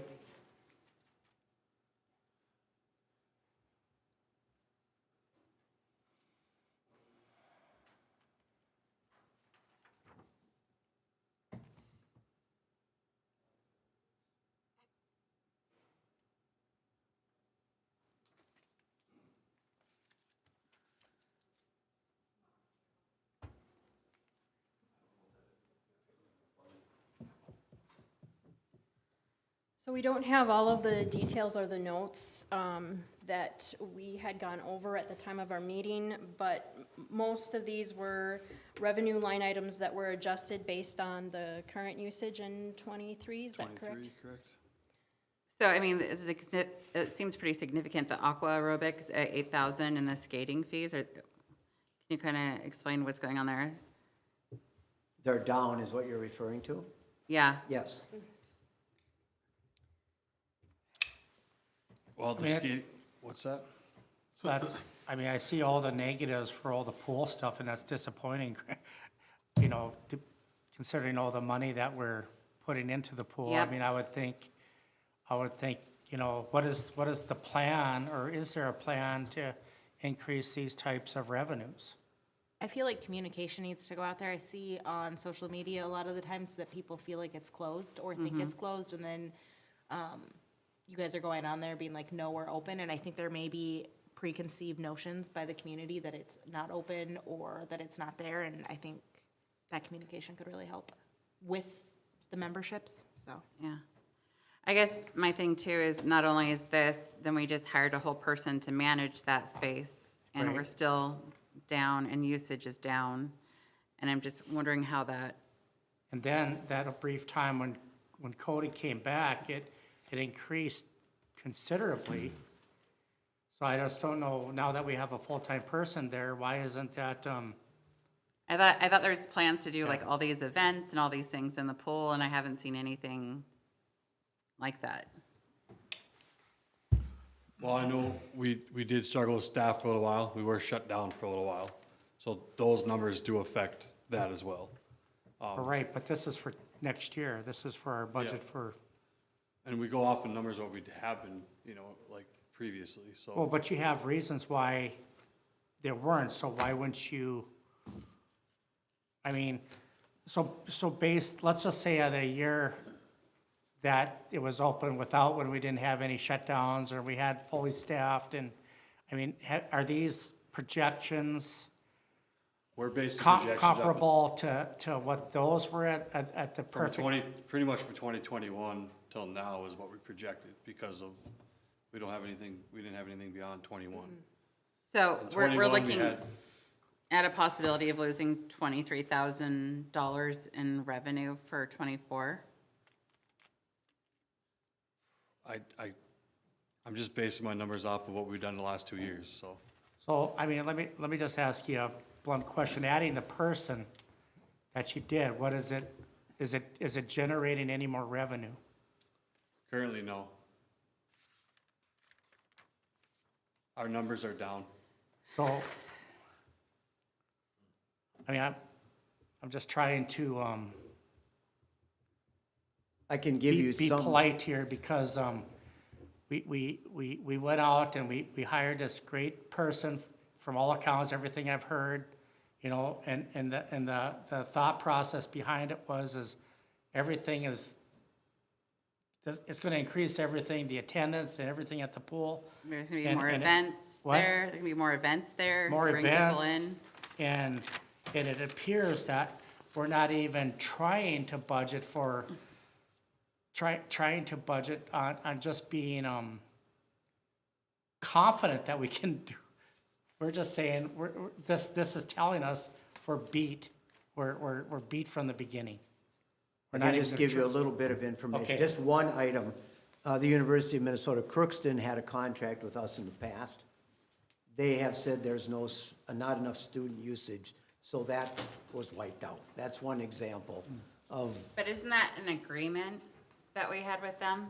And Yeah. would that account for the 8,000 or the 5,000? no, I'm just giving you that as an example of, we had a contract with them Yes, to be paid each year. yep. Got information this fall that they were not interested in renewing that contract because the usage was not justifying it in their mind with students. We then negotiated for a certain team to come and train in the pool. And we would charge them a flat amount. I believe we had 2 people come one time each from that team. So I'm not saying that accounts for this whole 13,000, because there's park and rec fees of 5 and skating fees that don't relate to the pool. I think the aerobics and the swimming lessons do.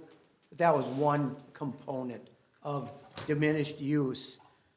Also, I think the Crookston swim team is 2 people maybe. So we don't have that usage either at this point. As examples, I'm not saying explains the whole thing. I guess our bigger concern here, Corky, is that you've hired a new person and you're supposed to have had them help generate more people utilizing this space, and that just hasn't happened. And I think don't that's a disagree. pretty big concern. 100%. And Jake and So- I, in fact, have been meeting on that very issue. So are we still employed somebody who's managing the pool? Correct. Do we, since we no longer have a contract with UMC, do we have discounts or special rates for UMC students? We do. And do we advertise and let students know that there is a pool there and that We we have do. discounts? We talked to, Corky, do you remember who, we had the agreement, we had a phone conversation with. Well, we talked to Trish Sanders at UMC, excuse me, about the agreement. We attempted to negotiate, but she said the usage from campus just, in their opinion, didn't. No, and I understand the contract there. I'm saying, do students know that we even have a pool? Yes, I mean, we post everything on our social media. We hand out, I mean, CareOX, everything that I can to do.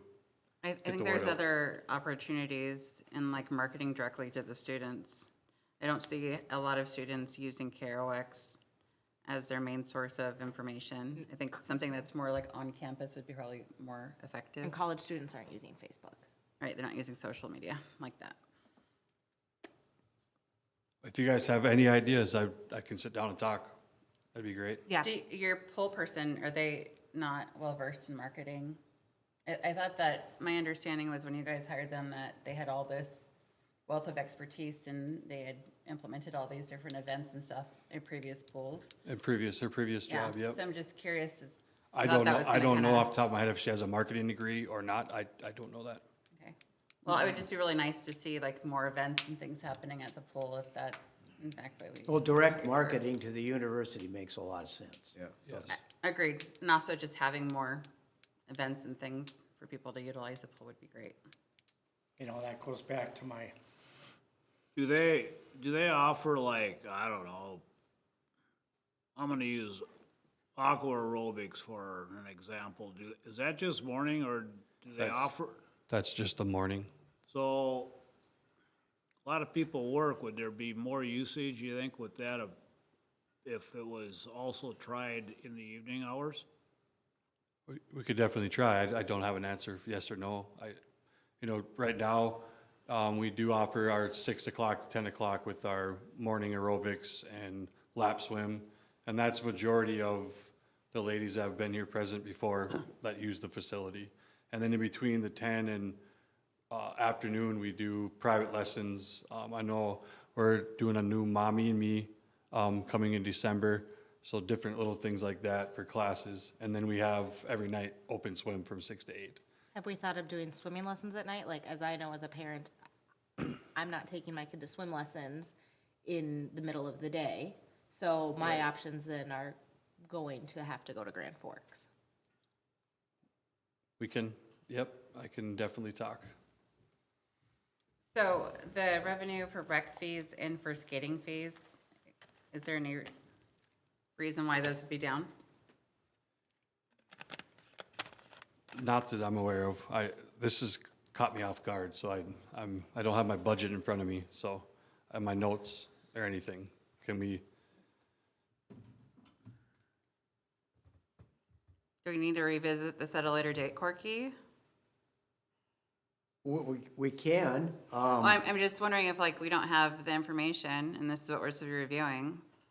Well, this is actually saying we have used the present usage up to the 10 months and projected it based on what the usage is as compared to what we had anticipated. so then maybe instead of having this conversation in our budget talks now, maybe we start the conversation in 2024 talking about how we can increase the revenues, going forward, and we just go with the numbers that he's got here now, and it is what it is, because it's somewhat based on history, but that is a concern, because we need to be seeing what we can do to increase, because I tell you, it's gonna be a tough sell if we need to stick any more money into the pool, if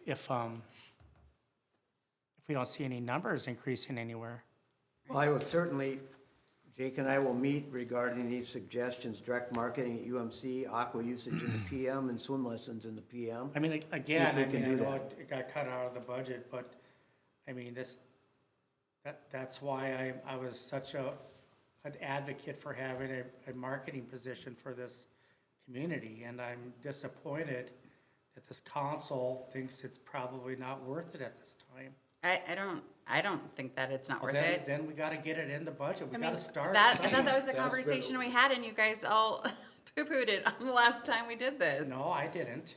I mean, I was fighting for it. I mean, I guess I wasn't here, but I mean, as we sit here and we have these conversations, I think, how much money are we losing Yes, by trying to save money by cutting a position like this? great. I mean, I strongly think, I mean, I don't know when, I mean, I think it's, whenever we started, it's already too late. I mean, we gotta get, I mean, so I guess my terminology in it is probably lacking. I thought an event planner and marketing person were, I think the city, I think the pool, I think the Crookston Sports Arena, and I think some other things in this community need more events. We just need to get something happening. Now, whether that be through a marketing person, or when I was corrected last time we had this discussion, I'm looking for an event planner. Marketing and events coordinator is a real position. Is a what? Marketing and events coordinator is a real position. So that's what I'm I mean, I that's, think the conversation last time was supposedly that because the university was coming up with a job description that we didn't feel that we needed to have something. And that wasn't actually, is Carrie still here? That wasn't actually how that was supposed to be rolled out. So I think that it is very likely that your new marketing coordinator that we're currently have on the chopping block here could be that marketing and events person. So is that something we want to put back into the budget or not? I think it's gonna be money well spent. I agree with you. And, But I think that the way it was explained to us last time was that we had to wait for the UMC marketing group to make a decision on what the description of that position was, and that's not accurate. I don't know, Carrie, if you wanted to share any more about that. Yeah, and I was gonna say, as Carrie comes up, I know our conversations when we've been in the EDA is that this was a project for them, but it was not, I mean, even when we had the discussions with them and had the meeting, that it was a project that they were working on that is a real life, but it was not, we were not gonna base things off of that. Right. We would take it into consideration. Yeah. Right, and I would also add on that Morgan is a professional marketer. So that we were looking at UMC to do their exercise, and we are really trying to partner a lot with the university, so it's really fun. But their suggestions are wonderful, but that we would defer to Morgan and our EDA board to finish out that suggestion, and then also, of course, with the council. So on that, yeah. But I mean, whether it's with the EDA or not, the city needs it. I mean, I think it's just under. I think it's the one thing that we haven't tried. I mean, everybody we talk to, you guys have all talked to different people in our community scene. Our city is dying, there's never nothing to do. You know, all summer long, there's just, the only thing that we have is the ox cart days. Other than that, there's really nothing else going on. So I mean, I think we need to try to, and I think trying to have our department heads try to do this and as part of their job as marketing stuff, I don't think that's fair or in their job classification to try to do. I think to a point, but I think that they also need to have the things available to do or events to do in order for someone to market them. Right, well. Maybe it's not a giant part of their job, But but I think until we have we've somebody tried that who- over a period of time, and it just doesn't seem to be working. Well. That's why I just wish we would consider or try to hire a marketing/event planner. I guess I want. Well, then let's, But that's on the chopping block right now, We so can we need put to have that- that conversation. we can put that back in the budget for your consideration. We'll talk with Morgan, both Audrey and I, about the parameters for that, a job description, which we don't have, but that's okay. And but for budgeting, we'll put it back in at what we think is a So I level. mean, I've heard here from Morgan and Christie and I mean, anybody else have any comments on the? I've always thought that Crookston needed a marketing person, strictly marketing at Crookston. There was a discussion about the events going on, businesses, marketing our businesses that are in Crookston. I'm totally with it. We need a marketing person. I don't think there's anybody that's against having a marketing person. The thing is the position gonna be ready this next year? Because, I mean, if we have to flesh out what it is, because I don't wanna get somebody in here with nothing fleshed out, no job description, nothing. We just were like, we needed a marketing person, throw them in there. Well- And they have nowhere to look and nowhere to. I am happy to dedicate my time to help flesh that out. That honestly is. I think I part am of happy the to do that. conversation was that they weren't gonna have it flushed out till Yeah. like midway through the Yeah, next no, year. I'm And happy I to- don't think that was accurate either. So I think the other part you're gonna have to consider too is the marketing budget, and maybe not 140,000, but maybe Well, there's something. There's some ideas that I've had, and some of you may know them, of where the marketing budget could come from, but I mean, it's. Well, they're- that's, could be a long-term conversation. Right. But we do need to consider putting something in there in order for that to. Yeah, the we can't position hire. and the budgeting for the position. Right, and I will also say, when I was talking with Carrie about the marketing budget, my initial conversation with her was from an EDA standpoint of getting businesses into Crookston, which is a different budget, which was a different means of communication, which was different avenue, and that is a very different Yes. budget and means of how we would advertise versus trying to communicate to people within the area about what is going on, trying to promote what we have. That's very, very different and a different type of budget talk. Right, Yeah. right. So before we do that, can we just go in order here? So the $10,000 additional for this substitute attorney, what's that about? Well, at times we hire an attorney when the law firm we employ has a conflict. I thought we had already had something in the budget for that, no? We have it for the law firm, period.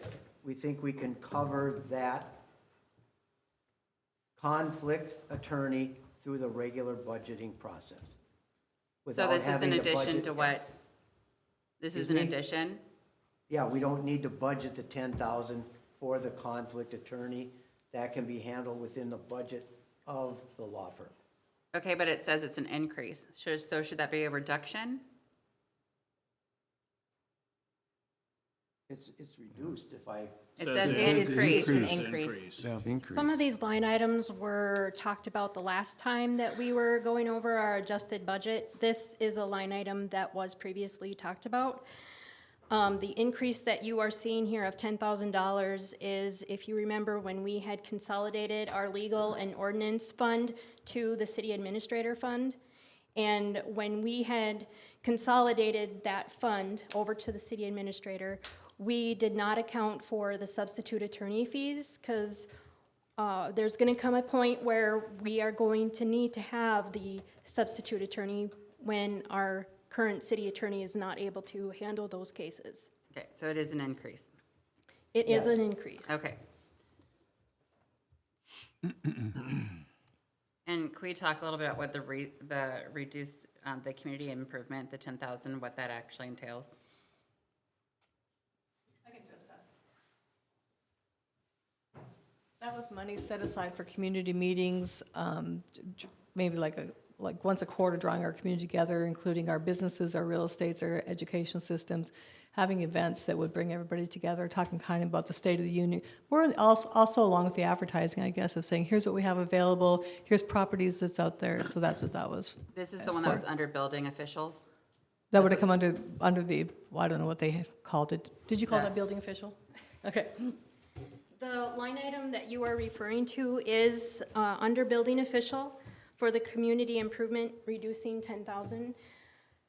That is for when we have buildings that need to be removed, and that is what's funding those removals. So is there any monies in that budget now? I think it's like 117,000 that we actually have in reserves for community improvement. So this would just be putting that 10,000 into that, but we're taking that away. We are taking away 10,000. But you have 115 currently in that budget? We have roughly 115,000 in reserves to cover community improvement expenditures. And would that possible grant help fund some of that blighted houses issue that we'd have? No, only if we put like some new infrastructure there, then Okay. then we could use that through. Okay, great, thank you. All right. So as far as the community development, like what is everybody thinking about that? We want the marketing coordinator, so we want that back in. What is your thoughts on how much the marketing budget would need to be if we were to do that marketing event coordinator position? I would say about half. Okay. So 70? What does everybody think about that? Is that for the entire position and the budget, or just? I mean, if you're marketing? wanting to get communication out there, yeah. I mean, it could be less depending on what it is, but depending on who you are trying to target, there's different ways and it gets different. So the position, and I just want to get the right. Yeah, so I would number. say the position would be 60 on a high end based on experience, right? And for the area, I would say a budget, you would want anywhere between 50 to 70,000 for communications and events and anything like that. And Morgan, can I ask you to share There's something you shared at our meeting, you shared about that you wouldn't hire somebody without experience for a specific reason. And the reason, I mean, and when I say experience, I would say anywhere between 3 to 5. I wouldn't want to hire anybody without experience, such as a college graduate, because they don't have anybody here to show them or lead them or give them experience, right? Mentor. Like a mentor. Like I am happy to meet with somebody, but it's also, I have a full-time job plus this. And so we would want somebody that would be able to hit the ground running and know how to do social media advertising, know the different types of markets that people are going to be looking at, any type of information about direct marketing, you know, what different buys are. And without that mentorship, I'm just saying, he's somebody that walked out of college. I would not have been able to do that by This is, myself. we're not, as far as city governments, I can't imagine we're chartering new territory No. here, so, I mean, I'd like to find out if there's other cities that has a marketing person, and how would they get along without them? They'd probably say, there is no possible way we'd want to lose our position of. Right. You know, so that's kind of, I'm trying to. And I think they might go more by the title of communications. Really, when it comes down to it, titles are titles, like whatever. Right. I think Bemidji is one of your best examples. They're Yeah, one of the Bemidji's best really good. marketing cities around. Well, it's probably, if you listen to the radio of any type and you hear these different ads, probably can bet that community has a marketing person. So. Or they've hired somebody externally. Which is So, way more expensive. Morgan, in terms of, I just want to get the numbers so we plug it in. The position, 45 to 60,000. 45 itself. would be grand. I would say anywhere between 50 to 60,000. Okay, 50 to 60,000, so we can prepare scenarios. Correct. And then the budgeting portion for that, 50 to 70,000. Correct. So we can plug in scenarios, and you guys can do the, kind of the math in your head. If each is 30, you're looking at, let's take the high end, 130, you're looking at 4.5%. So. Just so you're aware. Yep. So Okay. and just so the people of our community understand, this is going to be a return. We're going to hopefully have a huge return on our investment. So it's going to be, you know, we're going to hopefully bring in some more tax dollars to the community. You know, I would imagine that this person works with the, you know, Park and Rec and helps promote some of the tournaments we can have and just different Just types of. promoting our facilities in general. Yeah. And having higher utilization of them, which would bring in more money. Right. Yeah, I would see them working very closely with the park board and then also even the EDA of helping with communications to, you know, as land becomes available or if we are trying to get certain businesses here, like even that. So Fill buildings. marketing is in my job description for the EDA. And I think that with you on my EDA board and on our council, that you are just a wealth of information. I appreciate that. And then all the rest of the community feeding in, I think that we could do a really good job on that. So don't go anywhere, because I have one more question. Do you want a chair? The municipal consulting for 60,000, can you, That was for if you wanted to have a consultant to look at the municipal cannabis facility. That's what that money was for. So that's a decision that the council needs to make. If you want and that was just, we put it in there just so you'd be aware of it. I think it could have gone into anybody's budget, but it So- just needed to be in front of people. so Corky, where is that stand? Well, okay, two levels. One, the state has really not promulgated anything on municipal cannabis. They haven't given us any guidelines whatsoever. So we have not crafted any type of ordinance. They're behind now. They're pushing that back, saying that the municipal stuff will probably not hit that January 1, 25 deadline. I'll be at a Coalition of Greater Minnesota Cities conference this weekend, and I would imagine they'll have a breakout session, just like what they did at the league. What I would really like to know before us crafting anything, is this a viable business plan? Because one of the things I'm hearing right now is that if you're not a grower, that the cost that it would cost us to just purchase the marijuana to then resell it does not have a high return.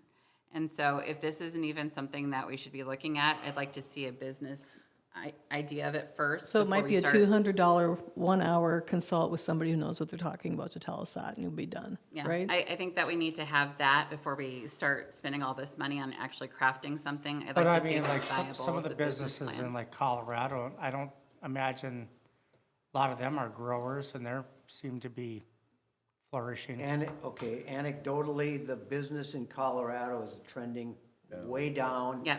The prices have dropped, people are being laid off. They're over the honeymoon period, if you will, where they were selling $200 per, now it's 90.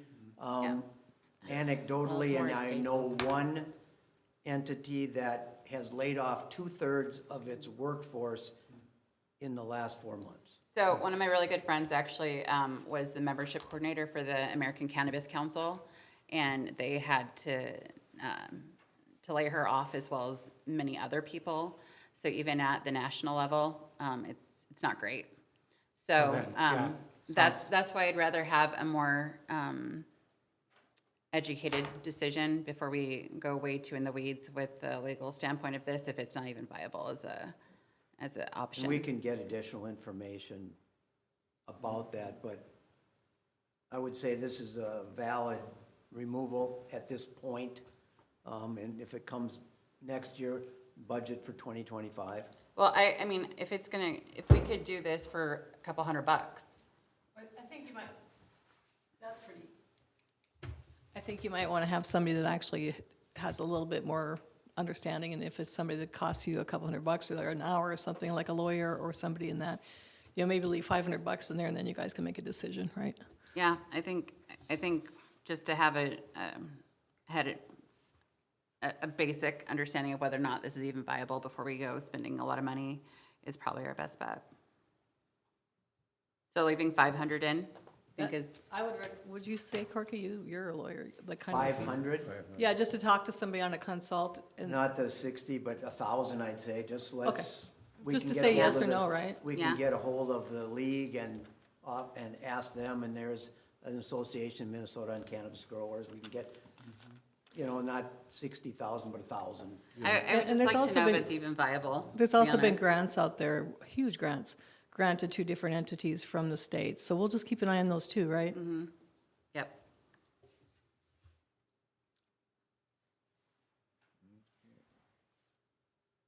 So the reduction of the 40,000 from this account right now, then too, for the acquisition, isn't really a reduction, it's just moved, correct? We actually have that in the budget for acquisition.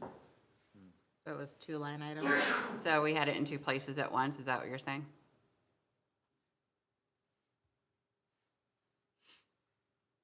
Yes, it was in the 101, and we moved it to the 401. The 401 is not levied. The 401 is not a levied fund, so but we have the money in there. Yeah, should we took that it out be of the levy to put it in required. the 401. Is there any concern about, I mean, I don't have anything for IT, if anybody has anything for IT. Is there any concern about the roof? Is it in good enough shape for us to push that? Well, I don't think 17,000 is gonna cover all 3 items.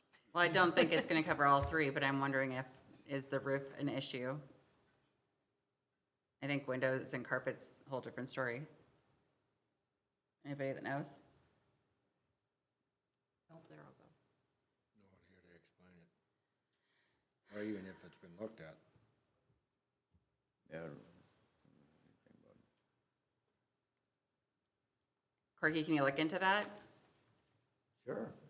I think something to look into the 25 budget. I just want to make sure that we're not in a space that becomes the major issue in the next year. By pushing it back, that's all I'm asking. My understanding is it would not be, the roof would not be a major issue in the next year.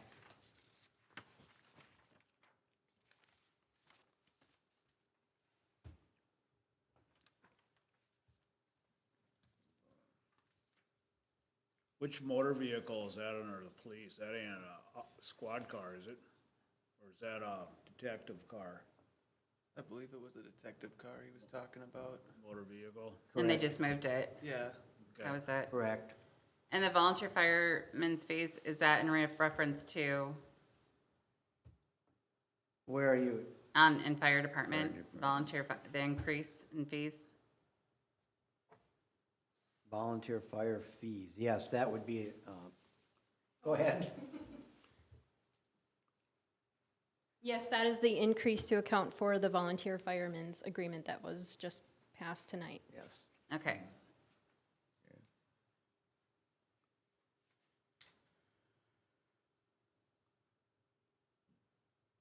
That, hose test and washer for fire is 18.5. Something you can do without, or it seems like a big number to, Chief is here, my understanding is we need that. The hose tester and the hose washer, yeah. those are rather large expenditures that at some point in time we are gonna need. They were on there. I have guys look at those and maintain those every year. Both of those, well, the hose roller, the hose pressure tester, we've done some maintenance on now. We're hopefully gonna be able to get that to go.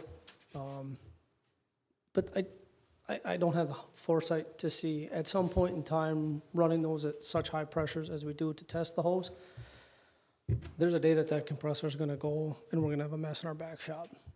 Washing the hose, same deal. We've got those guys that are in there. We've got nylon brushes and stuff, but we're probably on our third set at this point in time to get those in there. There's a lot of bearings and stuff that run through that. As often as we do wash this hose, every time that it gets used, it's one of those things we throw it out there. If it looks like we're gonna be able to get it, yeah, we're gonna probably roll with it.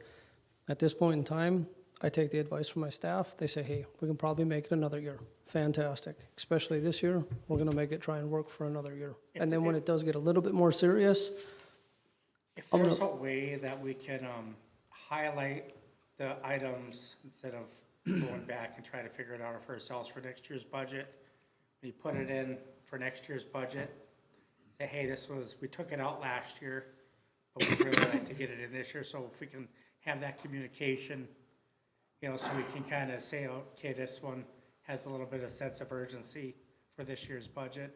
and I could do that. Yeah, I could put some notes in there where, hey, this was canceled for 24's budget. Just so we got something to look at again, so I mean, it would be a review for everybody. And those are in the notes of that, in the Okay. big budget you've gotten. But we've done that with a number of things to try to prioritize the levels. Well, in and the I think notes. Delane too, like, they're the ones making the cuts, right? So if he doesn't think he can cut that out of next year's budget, it's not gonna be cut. We shouldn't see it here in the first place, right? Yeah. So, Thanks, Shane. can we, get a little bit more information about this animal and pest control? The $34,198, what that is? Pest control, well, that's got a big budget in anyway, don't it? Says use There pest is control a reserve. significant budget reserve there in excess of, I'm gonna say 400,000. What that is there was a large reserve kept in case we had an infestation of some kind of odd beetle or, in the past. Okay, And if we would have to aerial spray the community, it would be upwards of $300,000. okay, That was a Pat Kelly thing. I always wanted that really healthy. And okay. So, regarding I mean, aerial spraying, it's not cheap. so, why couldn't the Humane Society come out of the reserve for the animal pest control that we already have built up? Makes sense. Wouldn't that be considered animal control? Or is there something specific that has to hit some Ain't criteria? pests creepy crawlers? Ain't pests creepy crawlers? Well, it says animal it and says- pest control. Animal and pest control, so I mean, if we Wouldn't have that a be healthy considered? budget or a reserve already in that category, I mean, why couldn't we, pull that out of there and save us some revenue or levy dollars? We'll take a look. Could be. Yeah.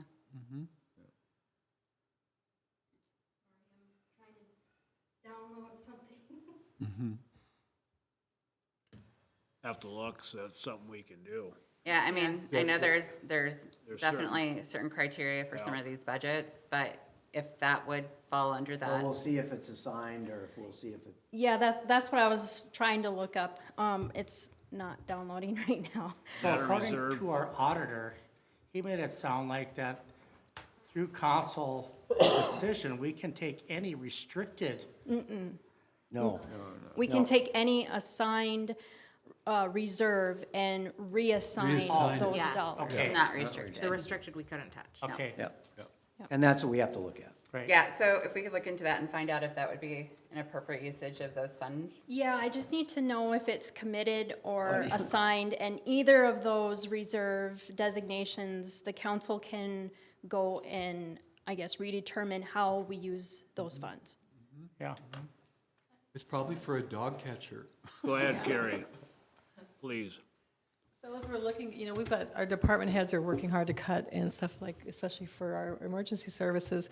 Is it possible that if we find, grants come up in the weirdest places and they never come up around budget time, but if we can find budgets for some of these things, say for wherever it goes, we find 50,000, is it possible then to put Shane's 18,000 back in for the hose washers?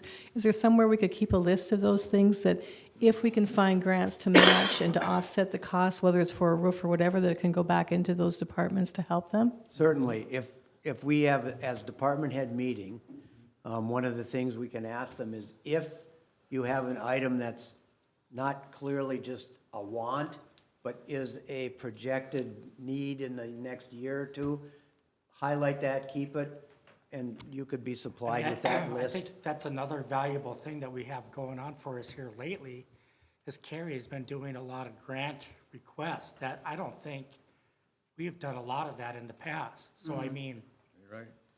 Yeah, there's we a lot could of keep- stuff out there. Well, I think the other thing too is as Carrie is doing this, and part of her budget was to have somebody that was like a grant coordinator. If we get enough grants out there, each of those grants are gonna require very specific things that we're gonna have to hit in order to utilize that money, as well as reports and receipts and things like that, that we need to also reconsider that as well going forward. So just something to keep in mind too. Yeah, and even if it is, I need to bring more money in to get that money back, that would be on my top list, right? Grant coordinators as I get monies, and also the grant writer. Sometimes it's too technical or it's too time consuming for me to be able to get everything. But I hope that we're seeing the return.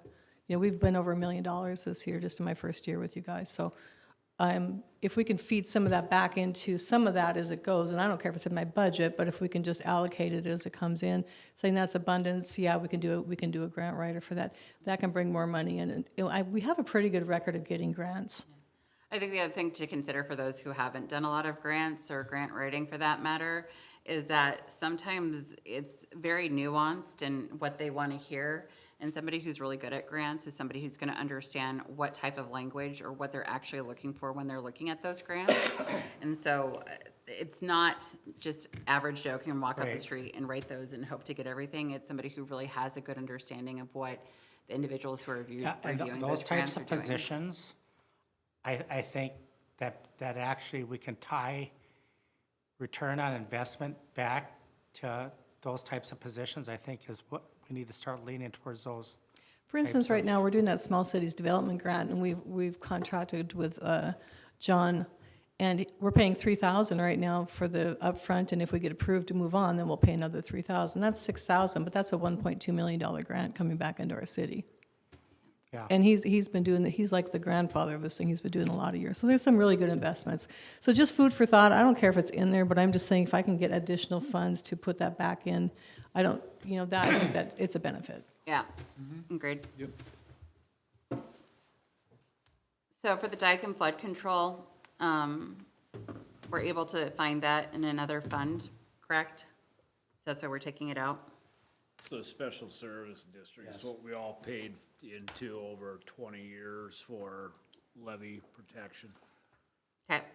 And then can we get a little bit more understanding of the under budgeted for the municipal consulting for public works? Yes, we evaluate proposals and the amount that we have to commit. If you select this proposal, we need to increase our budget by 19,000. We budgeted basically 180,000, and the price tag at the one that we would be recommending to you is more than that.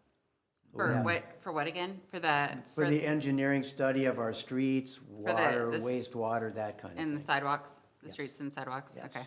And that's what you use to go into your CIP. Yep. Yep. Okay, just making sure.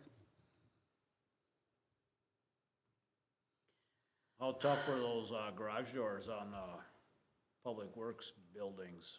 They're tough. Either one of us.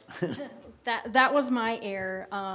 Brandon and Chuck had visited with me after this was already sent out, and that needs to be put back in. So I apologize for my error. There's smaller doors now. We're gonna put in 2 bigger doors instead of 4 smallers, and the doors themselves are not in good shape. Okay, so our bottom line is gonna be a little bit higher than 2 for that? Yes. So the 18.08 isn't accurate for what is in here? No, especially if we add back in other things, but yes, you'd add in 1.67 to the 18.08, so you'd have 19.75. Okay. With that back in. Oh, I'm sure they shovel inside before they can shovel outside of those doors out there, so they're in tough shape.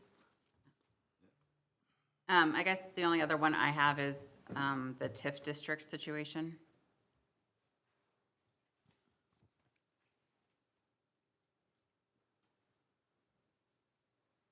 So to be upfront, I am still learning a lot about TIF districts. We have outsourced our TIF reporting to David Drone, and his name is Jason Murray. He had stopped in towards the end of October, and he had pointed out that this TIF District 3-4 is ready to be decertified.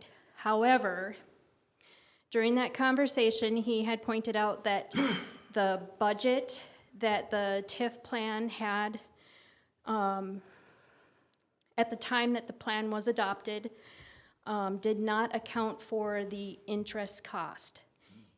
The interest cost is totaling like $130,000. We had only budgeted at that time $25,000. So that's why you see this $105,000 being added to the levy. We are preparing for worst case scenario because when we decertify, that goes to the state auditor's office. And when they do their checks and balances, they're gonna see that we did not correctly budget for that interest cost. And at that time, they would determine how the city would be paying that, whether or not we would, or if we don't need to pay it. Right, exactly. This So was adopted in 1997. They didn't account for the interest. We haven't been budgeting for it since 97? the original plan that was adopted in 97 has not been amended. That's interesting. Yes. Okay. Ouch. Ouch. Wow.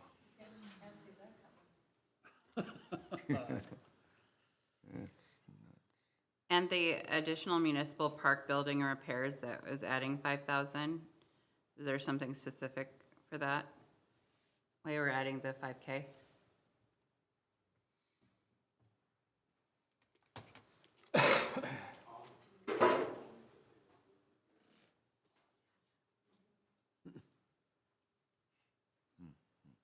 We're having issues right now with our roof. It's starting to leak and repairs need to be done. So I asked for an additional $5,000 for roof repair and if anything else sporadic comes up throughout next year. So That's on the park shop? park shop, yep. Okay.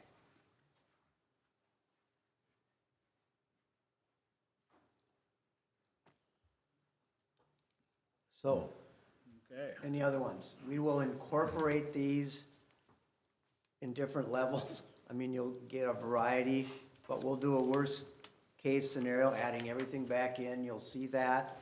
We'll convert it also to a top property tax increase, and we'll get that ready.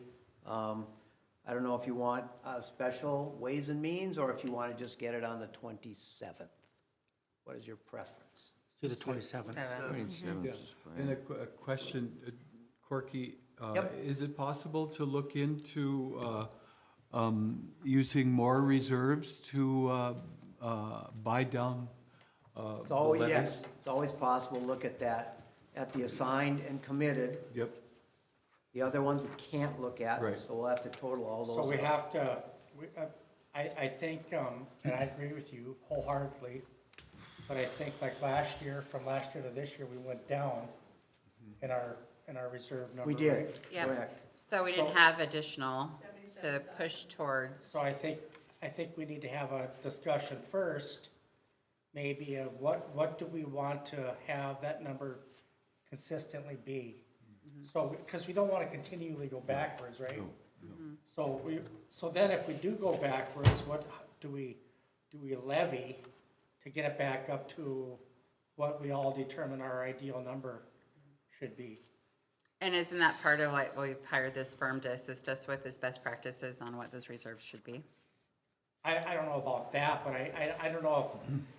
And that's a moving target. It's part if of you what we've will. asked them to do. Because I think we need to get to the point that if we don't, all the money that we say we're gonna levy for, if we don't use it, in my mind, we overtaxed our citizens, and they deserve that money back the following year. So, in my mind, and that's, so if we don't spend it, that's not. One thing to consider, though, is you are building some reserves with what you levy, because you know you have projects in the future, the road project, those kind of things. So it's not exactly. I know you hate the word overtaxing, but it essentially is because I think it is because we say, hey, we're gonna spend this amount, we're gonna levy you so we can spend this amount, but if we don't spend it all, that's. I'll give you an example. Okay. Fire truck, $1 million. Yeah. If you don't build that reserve Right. each year with what Right. you taxed, Yep. but didn't spend, you're gonna levy that in 1 year. Yeah. When that fire truck, pick whatever example you want. And I would agree with Corky too on the, once you get that assessment done on your roads and stuff, Delane, then that money's, you're gonna have to match grants. Even if we go after grants, we need to have that money for grants, so you Right, guys but feel I mean, comfortable. The thing that, since I've been on council is our unrestricted, revenue has been consistently growing, and it's because of taxing and not spending. But based on- Delane, last year we had a higher tax levy and we have less in the bank account now than Yeah. we did last year. So, So, right, just we take went and that spent into some things during the consideration. year that we didn't account for, right? Now, I'm not saying it's like, people are still getting what, they're not losing the money, but it's not, I'm thinking it's not, transparent when we say we're going to levy for this, and then, oh, by the way, we're gonna use that money for something else, and I think we should be a little more transparent about it, at the well, end I of the. think, like Carrie had said, like things weren't accounted for, so I don't think that's not being transparent. I think it's utilizing the money for Well- things that weren't accounted for, right? So, but I also think that we're hiring somebody to help us kind of walk through this stuff, talk about like what best practices for like how much we should have in reserves and what that should look like. So instead of kind of like speculating on those types of things, I think it might be best to have that Well, and that consulting that company other, come in. what was that meeting we had? They said having a high reserve, when we go out to bond, our interest rate is a lot. So we It would- can be lower. Right.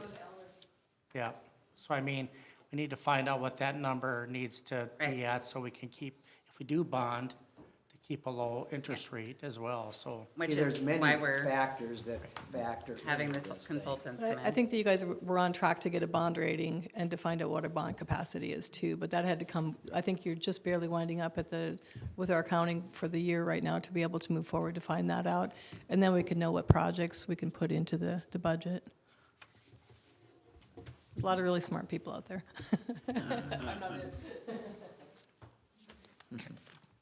Okay. I want to back up to the grant discussion, just one quick comment. Is it possible for these different groups looking for grant money to get it in earlier? Can we give them a deadline? Absolutely, we can set that whenever you want. You know, Well, I think it needs to be before we start making the decisions about budgets, Right. you know, let's say, kind of a little bit backwards. Yeah, I mean, we need to have it in there, so. August would be fine. Well, isn't June 30th our deadline to submit our budget? yes. Yep. So then it should be before June 30th. Should be like June 1st is like maybe the initial, or I would even say before that, maybe May 1st. So then you have the month of June to kind of decide on what you want to do with that. So No, then you have submit an our official budget budget. is the September. You meant talking about the audit?